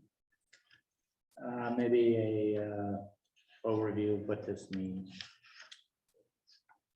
I can, Sure. if you'd like, I can speak to it a bit, and Victoria certainly can, all better than I can, but there are always needs in specialized classes for people to work out of teacher certificates have endorsements on them. And sometimes we need them to teach something that they don't have an endorsement in, but are competent to teach. And so this is just the process that we have to go through to make sure that that is legitimized. And SPI wants to make sure that people are properly certificated for their assignments, but they do have, they offer us the ability to have people assigned often short term, although it many times turns into a longer term because just of the nature of the work. So, and Victoria can certainly speak more eloquently about it than I, but do you have anything you want to say? Superintendent Zook, I think you covered it very well. And I think specifically when we're dealing with maybe our secondary schools, it's maybe like one section of a class that they're out of endorsement for. And it's just sometimes a matter of making our master schedules work and, you know, making sure we have the classes leveled and things like that. So it's just a matter of trying to educate our students and utilize our teachers and to the best of our ability.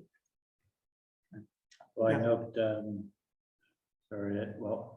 Mr. Rappache, he's kind of cover weights, team sports for us also. And then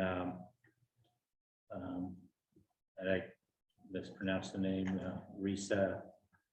She is a high school or Sequim High School graduate and was a track star too. And she came back from and is teaching with us. And so it's good to see her name on there.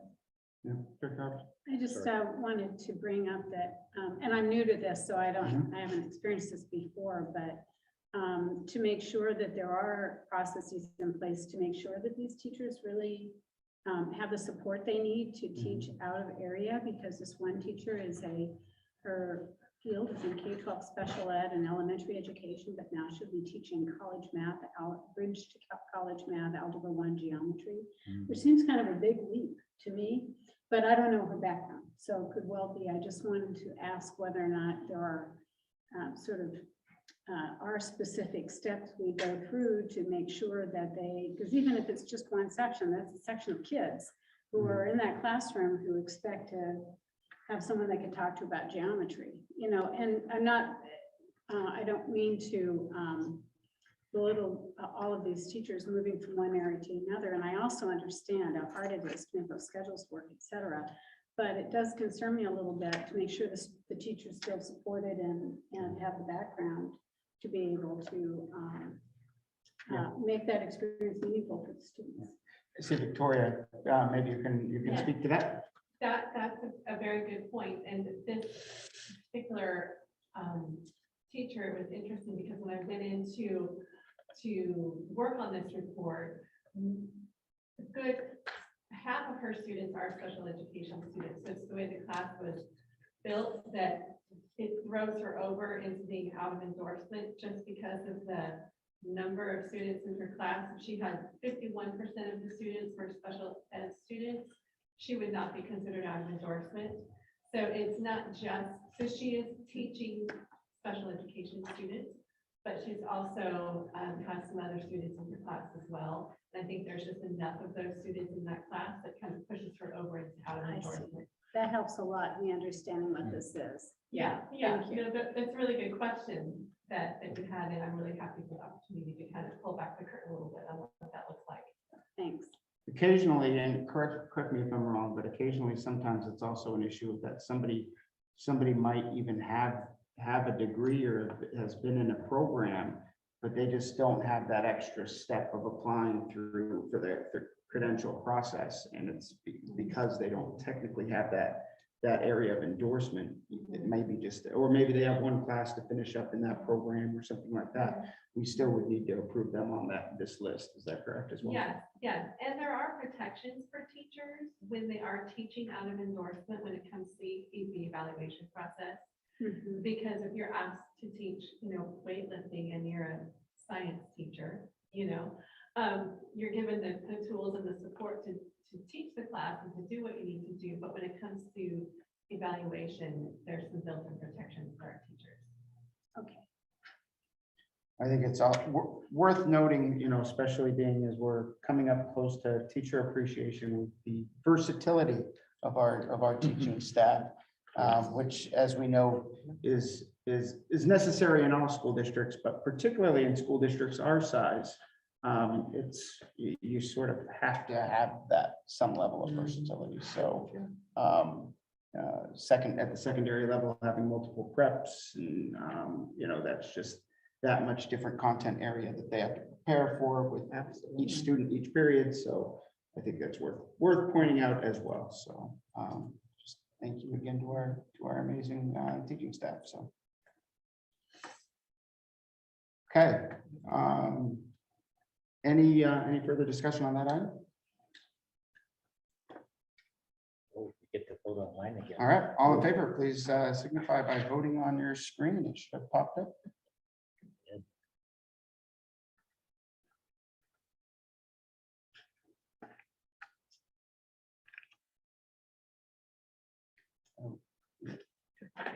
Oh, Director Jeffries, did it pop up for you?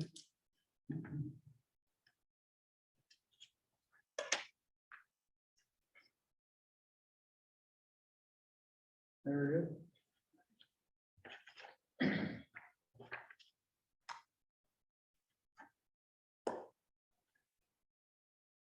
And okay, that is approved. Thank you very much. That moves us to 12.03. The board annual workshop discussion. Currently, it was scheduled for June 28th. This came up as a topic for our agenda based on our transition to a new superintendent. The potential of is that still the best date for us to have that workshop? So Good question. yeah, so I think that is just a topic for discussion. We don't necessarily need action, but hopefully folks can maybe even consider opening up calendars if you have access to it as a part of that discussion. I think might be appropriate, but I will open it up. Mr. Chair, Yeah. I think I broached this with you. Mhm. So I would like to see it moved into July, at the latest August, to give our new superintendent first opportunity to kind of get here and then get familiar with the swim needs. But in the meantime, I would like to see us do the board assessment. We do that annually, and we have the last year's results, and actually it goes back till like 2016, and at least that provides a template for discussions and learning. And so it's okay to say I don't know on that, because then and then another thing that I would like us to look at is I think it was called the CEE surveys and I'm not quite sure where we are on that, because I remember us authorizing either a 3-year plan. And so we did one set, and then we did a second set, and then a third set, and I'm not sure if we're on that again, but we have the data. I actually have them attached in an email, which I could send out to my colleagues here, but it's a good thing to look at, because it covered one on the board, one on the community, one on the buildings, whole slew of data. The thing with the board assessment is that that's a WASDA generated, and they will provide an instructor to do the debrief, and we can tailor workshops also on like board communications, board superintendent communications, all those things. Look at the 1620, which is that policy that's one that we will need to agree or work with Regan, especially our new superintendent. And then even look at the whole 1000 series again, or at least some of those, because those are ours. And so, because we haven't had that time to come together really and break bread, or because it's just everything else going along. So that's my thoughts in July. Yeah, having some survey data, I think is I would agree is important if we can time it that way for sure. Yeah. Any other thoughts? So are we thinking about trying to actually set a date now that Quite. we probably should set it soon because people's plans get set? Yeah, I would agree with July. I don't know if we should set the actual date, or maybe, well, that will depend on, I think, how flexible folks are, but, or maybe kind of a general proximity in the month, and that could be followed up by a doodle poll of sorts, potentially.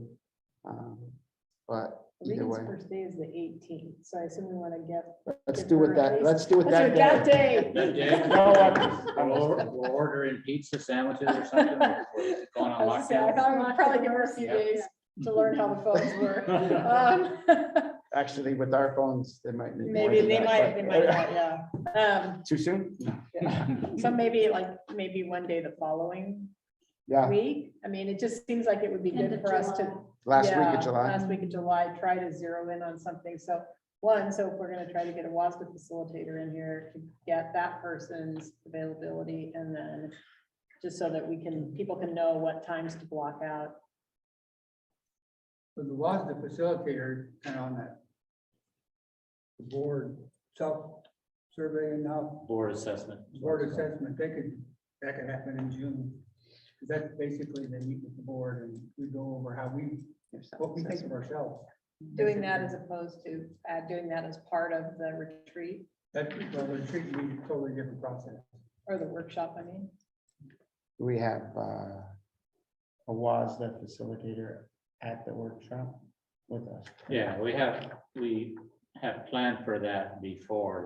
This past year, we brought in the Dr. Campbell from Federal Way, that then went over the equity. But then we also had Amy Cast, who's a WASDA facilitator.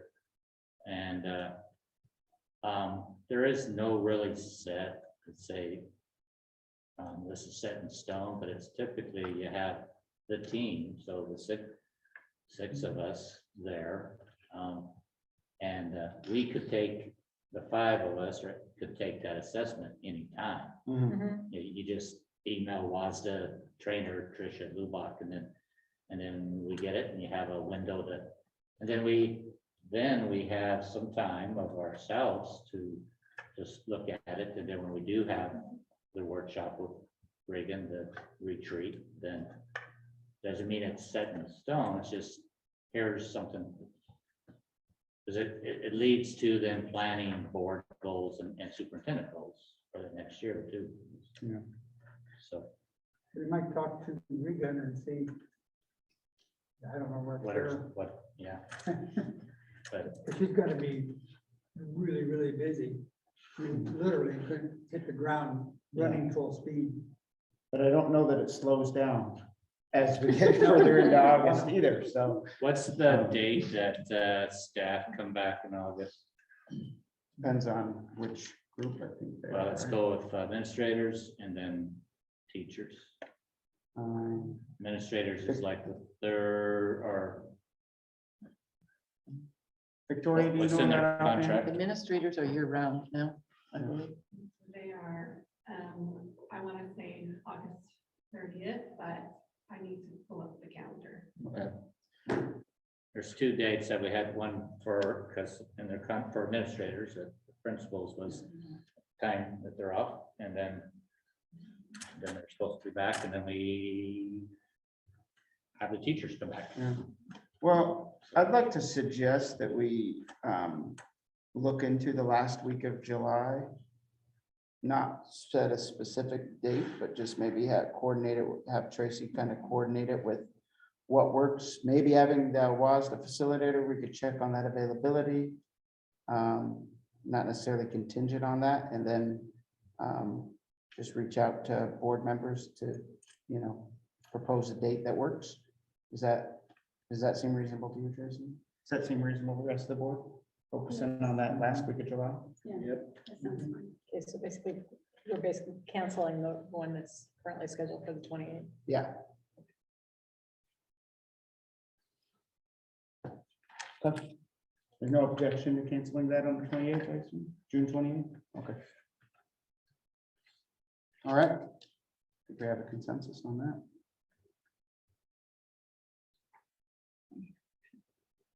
Do we? Is it an action item? You approved the calendar with the date on it. Hmm. So if you're canceling, if you're rescheduling, probably not. Should we make Because it that is an a official motion once we know the specific date? And then we can just make it official at another board meeting? Okay, fair enough. We'll formalize the switching of the dates at potentially our next board meeting. Just so that we're not making a motion on a vague range of days. So. Let's just sprinkle some dust. Very good. Yes, okay.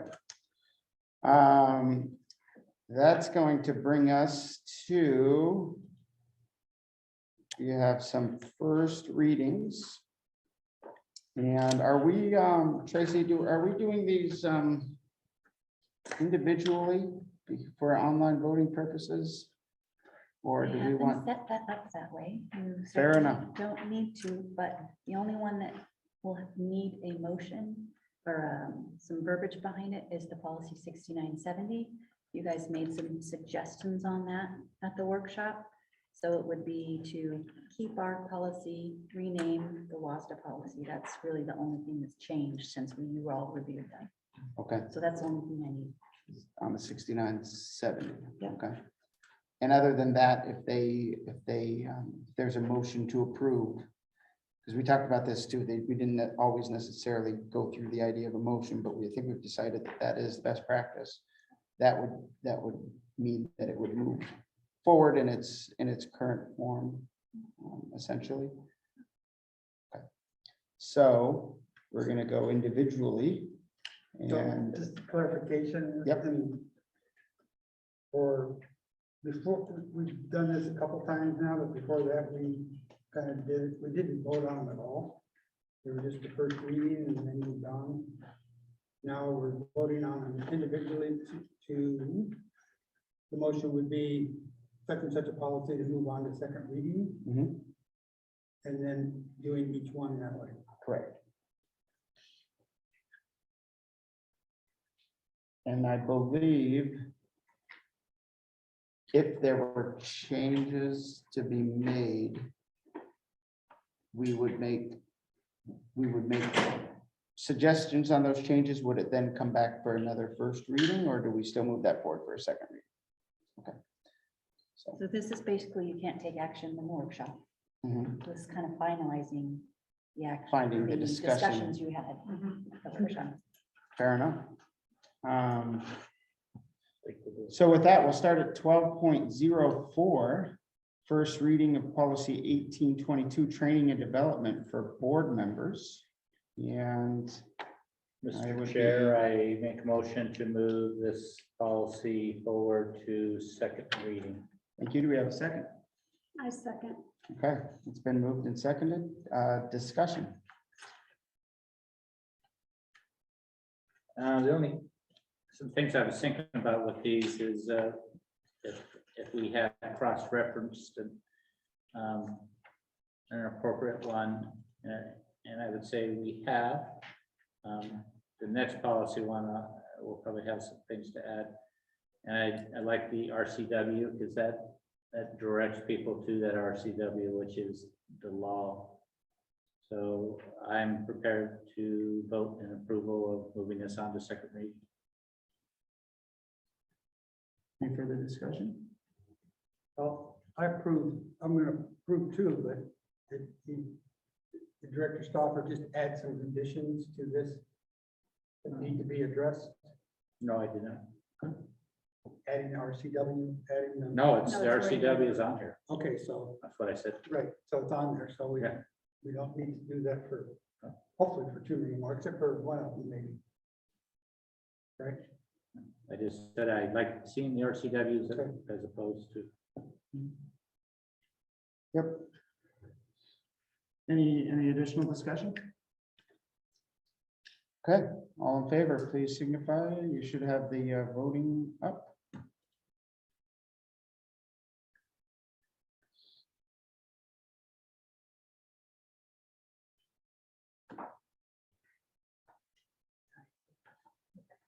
All right, and that is approved for the second reading.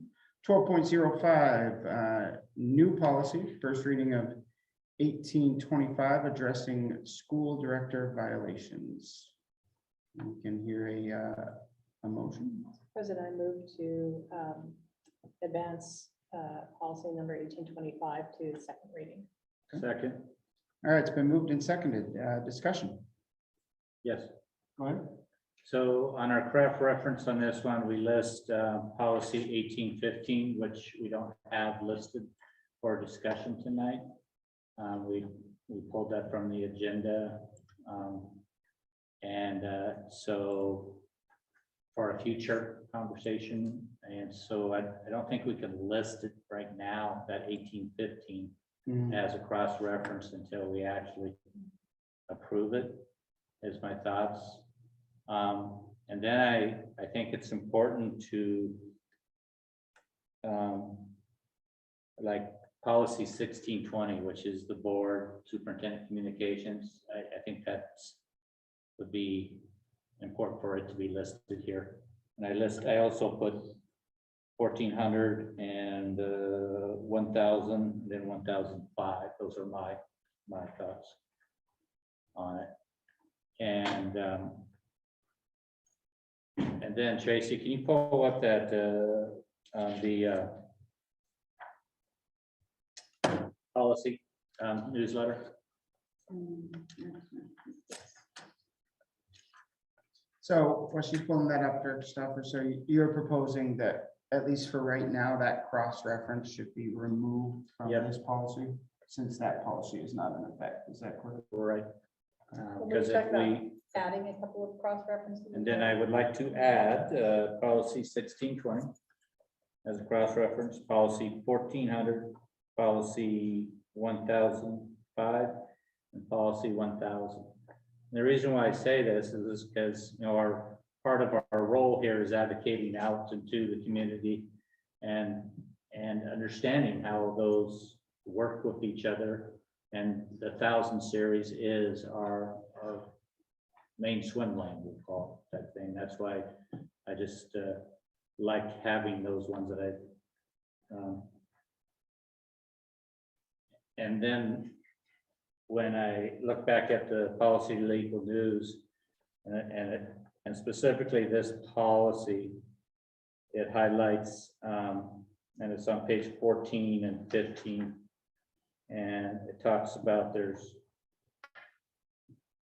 5 bullet areas, and then And then on this one, there's 4, and it talks about why this policy is important, from refusing to comply with Department of Health mandates, secretly recording a properly convened executive session, demanding special treatment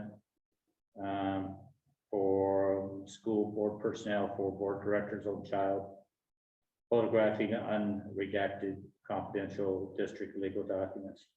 And so I just, it's important to communicate out to the public, the community, of what this policy is exactly about. Some folks might have a different understanding, but here it is in the legal news, and I just want to make sure that we are here, are aware of that also. So, but otherwise, I'm good with it, with those added cross-reference policies, and then removing that 1815 until we actually have that approved. I'm happy to, when I can certainly cross-reference, I can certainly consider that even in a second reading. I would want to, me personally, I just want to take a look at those policies. Yeah. And not at this point, but I think for me anyways, I'm happy to even make that amendment, even at if I have a concern, I can propose, and maybe, I don't know if that one applies, we could amend it still at a second, because that's kind of. Yeah, I wanted to, smaller. I could have sent it out in the email, but I wanted to have the discussion here in public. Well, should we maybe, I'm just wondering if maybe we should just pull this, since we've got 1815 pulled too, and moving forward at the same time, just because I feel the same way you do. I don't have necessarily an objection to that, but I'd like a little time to reflect on those. And we could, like you said, we could do it maybe before the second reading, but I'm just not familiar with the different policies that you're referring to off the top of my head, so. I agree with Director Stoffer, his concerns. From a process point of view, it sounds to me like this, I would vote no to move this forward at this time, because again, quite a few changes were suggested. I could withdraw my motion. I think I had moved to adopt this, but No, I don't know what the procedural step is for We that. we could do the vote and see how the vote. See if- Well, see if no wins. a vote kind of sends a different intent for what we plan to do with this item potentially, from my perspective. I would still vote no with all those changes he wants to make. It sounds to me that this is not ready to go forward, so what do we do? It could come back for another first reading. We could make a motion to postpone or to table. I think I've heard some conflicting information in parliamentary circles about the term table. I think that one's misused, but I think it's postponed is the appropriate Implies term. we will look at it again. So Yeah, there's postpone. You can either postpone to a specific date or you can postpone indefinitely, I believe. Does that take an amendment or That, we that, vote this one down? no, that motion would supersede the existing motion in the order of hierarchy, so it is in order. So then I make a motion that We have a live motion on the table now. We can have another motion as long as it's in the appropriate hierarchy. Tell me how to do that in Word docs. I'm not comfortable with that. We had that, I can add a we had that motion. problem once before. I don't can like it. totally add a motion. Don't like that. The hierarchy Yeah, excuse, I'd say vote it down and we can make another motion. parliamentary procedure allows for a hierarchy. That's how you amend things. Prove it. So I want to see it in writing. it's in writing. I'm not gonna look it up right now, but I guarantee you it's there. Okay. I bet a lot of money on Enough to build a track. it. Yes, I would. Yes, certain motions are in order, certain motions are not in order. So, Okay, Mr. Mr. Chair, what would you like right now? Yeah. Yeah, so you were, Director Stoffer, I believe were you proposing a motion? Yes, but we have a director leaving the space right now. We still have a quorum. You can proceed, yeah. Okay. My motion is, I make a motion to postpone this from the second reading to allow colleagues to review those changes that I proposed. All right, I'm gonna clarify your motion. Because, well, it's not a second reading now. Right now, it's a first reading. So you want to postpone taking action as a first reading There we go. Okay. until it can be reviewed. Do you have a specific point in time that you want it to review, or with a, I think we have 2 weeks to our next meeting that I would hope that would be enough for you all to review those items that the cross-reference policies on there. okay, And then, read through and then have it come back to us in a first reading status again? Yeah. Okay, yes. do we have a second? I second. Okay, I moved and seconded to postpone this to the next board meeting to review the proposed items that Director Stoffer suggested as Which cross is references. the 9th of May, correct? Is our next? Yes. Okay. Do we have any discussion? Well, let's. I'll Director bring Johnston here is back in. Just want to make. Director Johnson.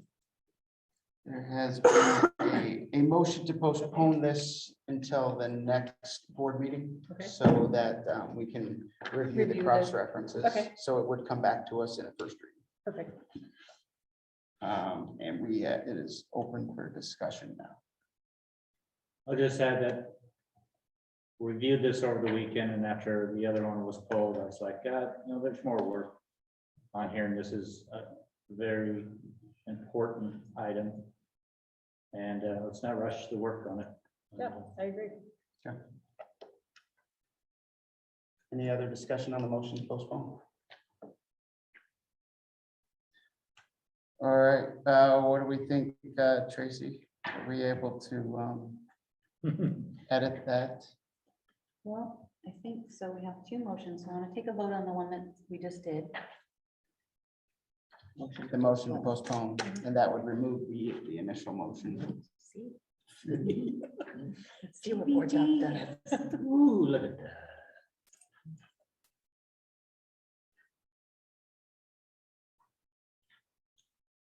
Thank you, Tracy. Yes.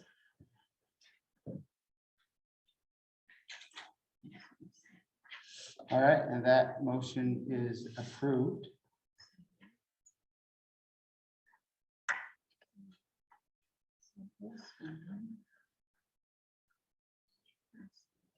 You're right. Or this one still, What's that? so it is still, yeah. So are you able to delete that somewhere? If you're saying process wise, we can, then yes. Okay, So we'll yeah, just go like that. it is, Eric's taking the, I he'll am, take the hit. if I we're am wrong. taking the hit that this motion is in order, so. Except now that it's gone, I need you to reference those policy numbers again for me. Yes. 1,000, So 1,000, 1620, 1620, and I have 1,005 and 1,400, thank you. all in the 1,000. 1,000, 1,005, 1620, 1,400. So 1,000, 1,005, 1,400, and 1620. And then until we approve that 1815. And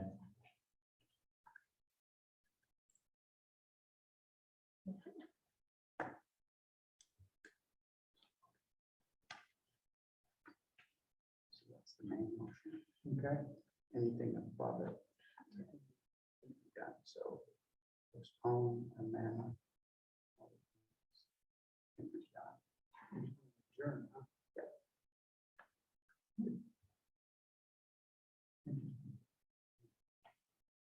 Okay. That's the motion higher. so thank colleagues for indulging me there. And Mhm. Okay, and with that, let's go to our, let's see, which item are we on here? We're on 1206. Thank you. 12.06, first reading policy 2140, comprehensive school counseling programs. We move policy 2140 forward, comprehensive school counseling program forward to first read. Second reading. Do I have a second? To second reading. To second reading. Move forward to the second reading. Yeah, I'll amend that. And I second that. all right. Been moved and seconded. Discussion. I just know that I was aware of some of these changes that were going to be coming out, and I think that these, as I consider the role of our, I mean, I don't believe the changes are insignificant. You know, it is something that we'll have to consider. So just another part of the ever-changing landscape when RCWs change and many other things, it does have an impact on schools. So.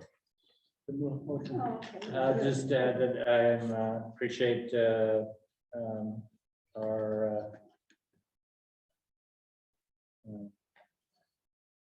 Director Langston's read through this, and I think that's what we said during our workshop. Was, she had done a read through it and provided those. Yep. So I'm ready to can vote in support of this. All right, any further discussion? Okay, all in favor, please signify by indicating in the pop-up window.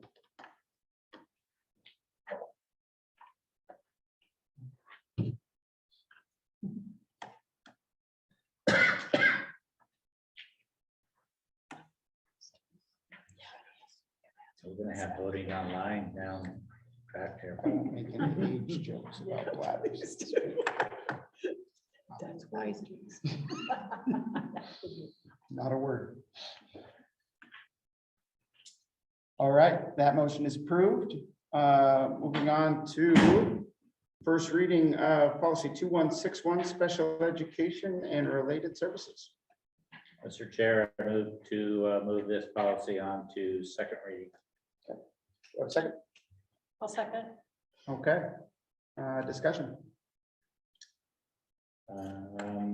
Just as before, I see Director Langston has reviewed it. And on this one is essential, so that's very important. Well, they're all important, but as essential, we have to have it.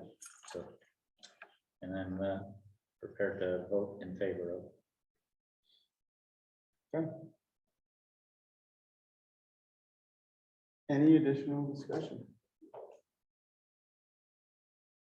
All right, all in favor, please signify by marking I in the pop-up window.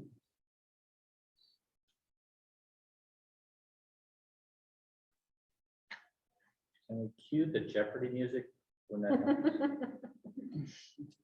Play it in the bathroom, so people do it. So. Just mark present. Yes, we do. If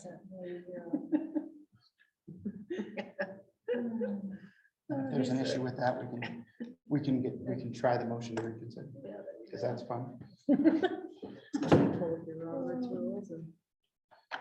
Make a motion for a bathroom break. No motion required. 12.01, first reading policy 3122, excused and unexcused absences. Mr. Chair, I make a motion for moving this policy on to second reading. We have a second. I second. All right, discussion.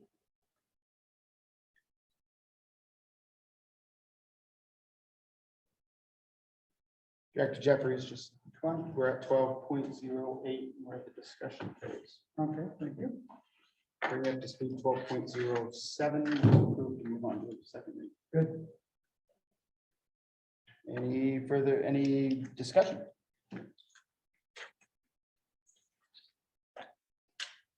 Director Jeffries, a second, or you- I'm ready. okay. Hearing none, I'll go ahead and please vote when indicated.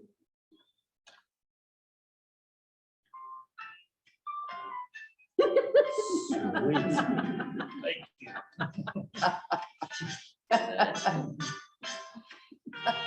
This is way easier than trying to remember a Final Jeopardy. All right, that motion is approved. 12.09, first reading, policy 3246, restraint, isolation, and other uses of reasonable force. We have a motion. I move that we move this forward to second reading. Okay, we have a second. I'll second. All right, it's been moved and seconded. Any discussion? Appreciate staff input on these. I think that's important. Yep. Yeah, I So, appreciated Shelley Langston's comments there. yeah, Yeah, that was a good change. so I know that there's some work on the back end that has to go into place to coordinate these to make sure we have that input prior to this discussion. So thank you for those folks that helped to orchestrate that. Any further discussion? All right, please vote when indicated.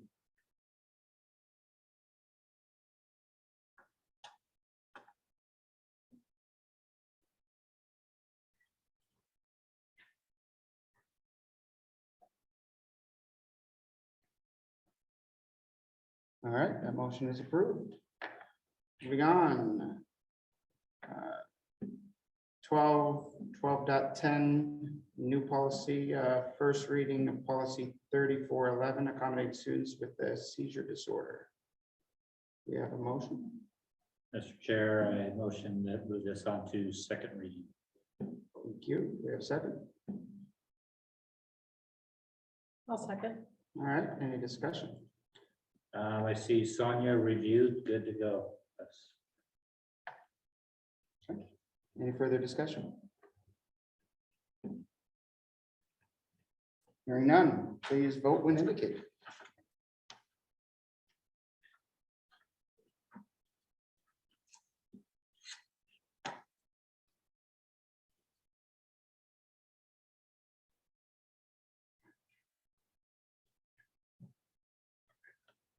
All right, that motion is approved.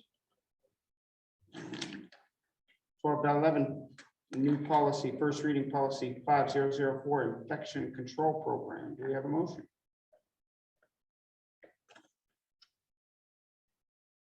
Move to approve, to move policy 5004 on to second reading. Thank you. Do we have a second? Thanks. Discussion. Hearing none, please approve when indicated. Or please vote when indicated. I should not assume approval. Infection control is pretty dicey. Yeah. Pretty controversial. Please vote. I know, well, anything's possible. There could be details. In the world's, in our current world. That motion is approved. 12.12, first reading policy 6220. Bid or request for proposal requirements. Do we have a motion? Mr. Chair, I move to move this on to second reading. Thank you. Do we have a second? I second. Discussion. It's pretty standard. There was a couple of changes from state funds to identifying that as non-federal funds. And some numbering. So from there, it's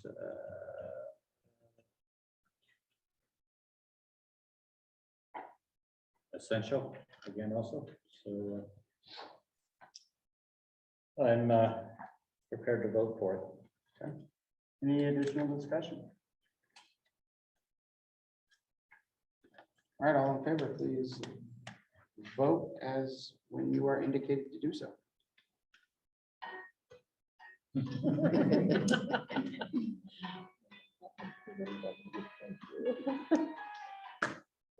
Thank you, Bo. You have 30 seconds to come up with the answer.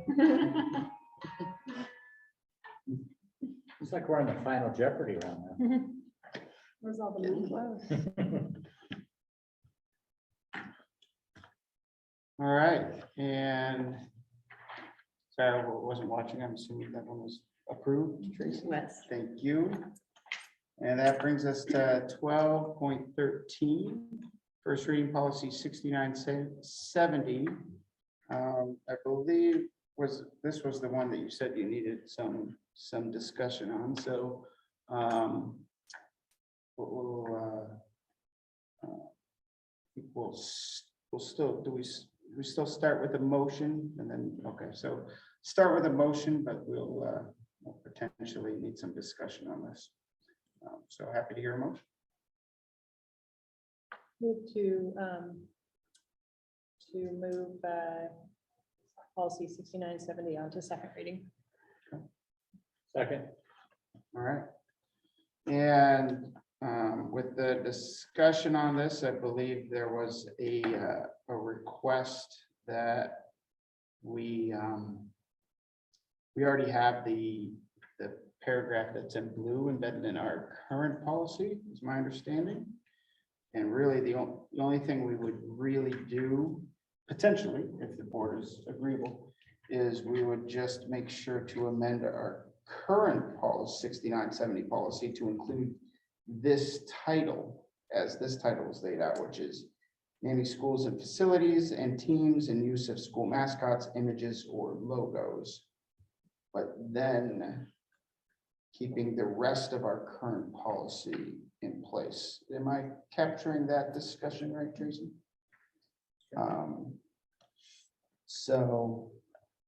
Because we already have that specific language embedded in our current policy, exact verbatim, so. Any,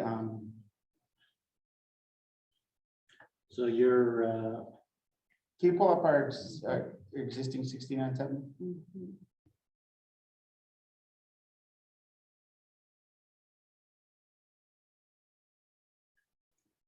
okay, so we don't have to amend the motion. We're just going to add this wording now on this. Is that what we're? Yeah, it sounds like we're just adjusting the title of our already existing. Okay. So our title would become longer. Okay, got it. Guess you could say we're updating name only. Updating name on it. Okay. I'm comfortable with that.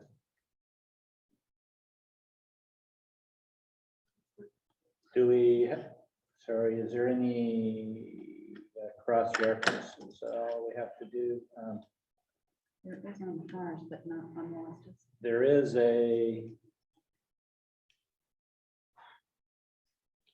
there's probably an RCW because this was in legislation, not this year, but the year before. But There's a pursuant to US code. US code. Yeah. So this is a federal law. Where is my friend Cindy Kelly, who was the government to government?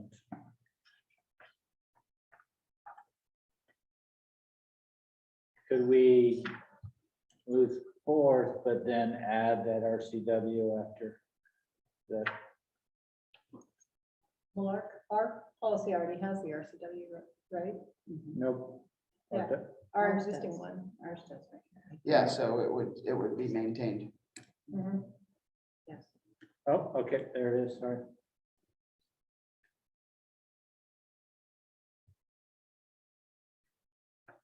Okay, any further discussion? So everyone kind of have an understanding how we're proceeding with this one? Yes. Okay. And I'm not hearing any objection to that course of action, so that will move on as a second reading with those adjustments as we discussed, I believe.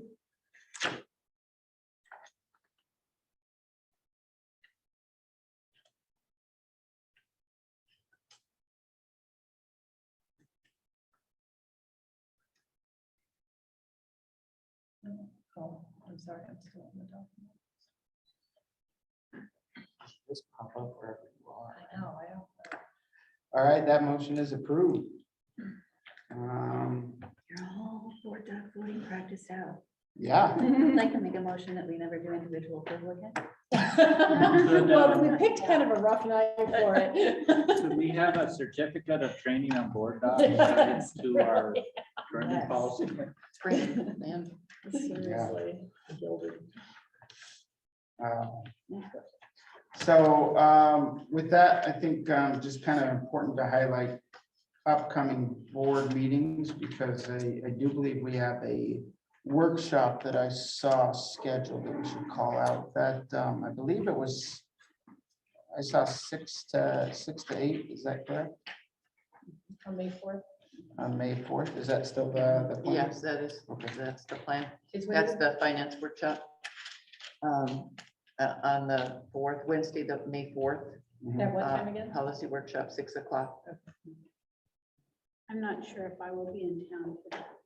We're doing it virtually? Is that? It is a virtual meeting, yes, I and might be in transit. I'm coming back from Edmonds that afternoon, so I'll Okay. just see when I get sure, it will be recorded also. So I hope that you're able to participate, but if not, it will also be Great. a recorded meeting. So you could view it if you need to. It also would not be even, it wouldn't be it would not be unprecedented to even join via phone call if we Yeah. needed to. Yeah. Um, Because I'm not going to do that one. Yeah. On the road. You would still, there would still be question, I guess, there would still be information that would be, is there It'd be hard information that would be visually. presented or that would be included prior to that meeting? Yes, So that, that's the goal, is to have ESD present or have the presentation materials ready for you, so you can look at them ahead of time. Oh, okay, that'd be great. Mhm. Okay, cool. so then you won't be, even if it's via phone, you won't be Totally completely without lost. context. and Visual aids, okay? And then other than that, I think our next meeting after that would be the 9th. Mhm. And I did, your registrations came through for the May 7th event. Oh, today. correct. May 7th for the WASDA regional meeting. Is that what it is, regional meeting? And who do we have? The 3 gentlemen on the board. Um,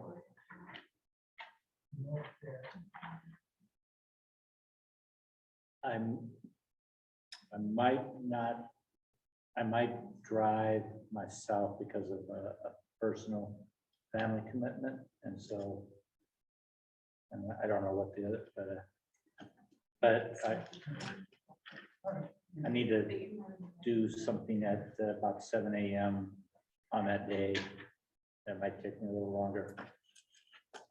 So that'll, Since it is a Saturday, I did not reserve a vehicle yet, but I certainly can. okay, District. so I have some commitments, some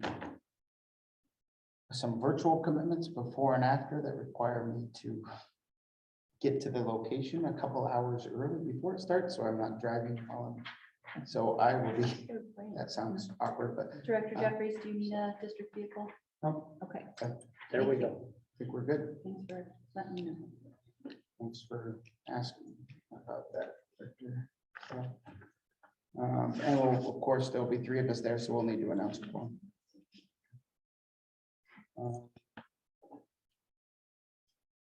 Attending director area for regional meeting. What's that? Yes. Attending director area for regional meeting. Okay.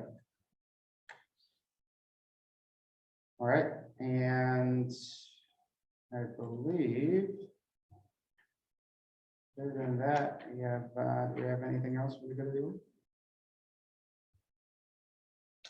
Good, productive, positive meeting. Thank you. Who thought of the Yeah, where do these come plum from? blossom? I will tell you what those are. While you were in your earlier meeting, I went outside to get a little fresh air, and there was a branch broken off of one of the flowering trees out there. And so I knew that these would be gone because the branch was broken. So I thought, well, why not bring them in and enjoy them? Thank you. Rather than let them just rot on the What a great idea. broken tree limb. So they were like a harbinger of goodwill. Thank you. Last two things I will say is just, I know I said it already, but love having students here participating in things. And I'm not just biased because of the one, it's all of them. Oh, sure. And I want to call out our staff members that are here late on an evening, knowing they have to be to work in the morning, and all staff members for being here. Thank you. Appreciate having your expertise here, and also to Tracy and Bo making all this work, the hybrid. I know this wasn't necessary before, we're in a new world, but just want to call out, appreciate having you here. So. We appreciate that. We want you to know that on Tuesday mornings, we occasionally have board hangovers before we go into our cabinet meeting. I am sure. And that is said with love. Wow. You as well. Fair enough. Fair enough. You got a lot done today, but appreciate everybody.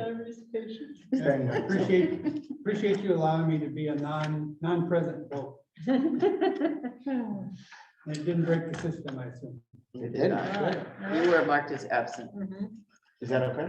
Tracy, Fine. We can do a motion enjoy to your day on reconsider. Wednesday. Oh, please, no.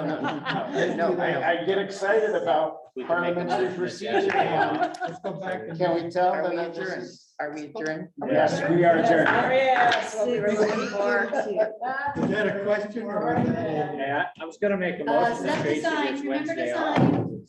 Did you guys already sign stuff? Documents No, to that's sign. Need to sign. Yeah, we off recording on. Nope. Thanks for letting me know that. Yeah, maybe we Do that real quick. need to talk about Yeah. that.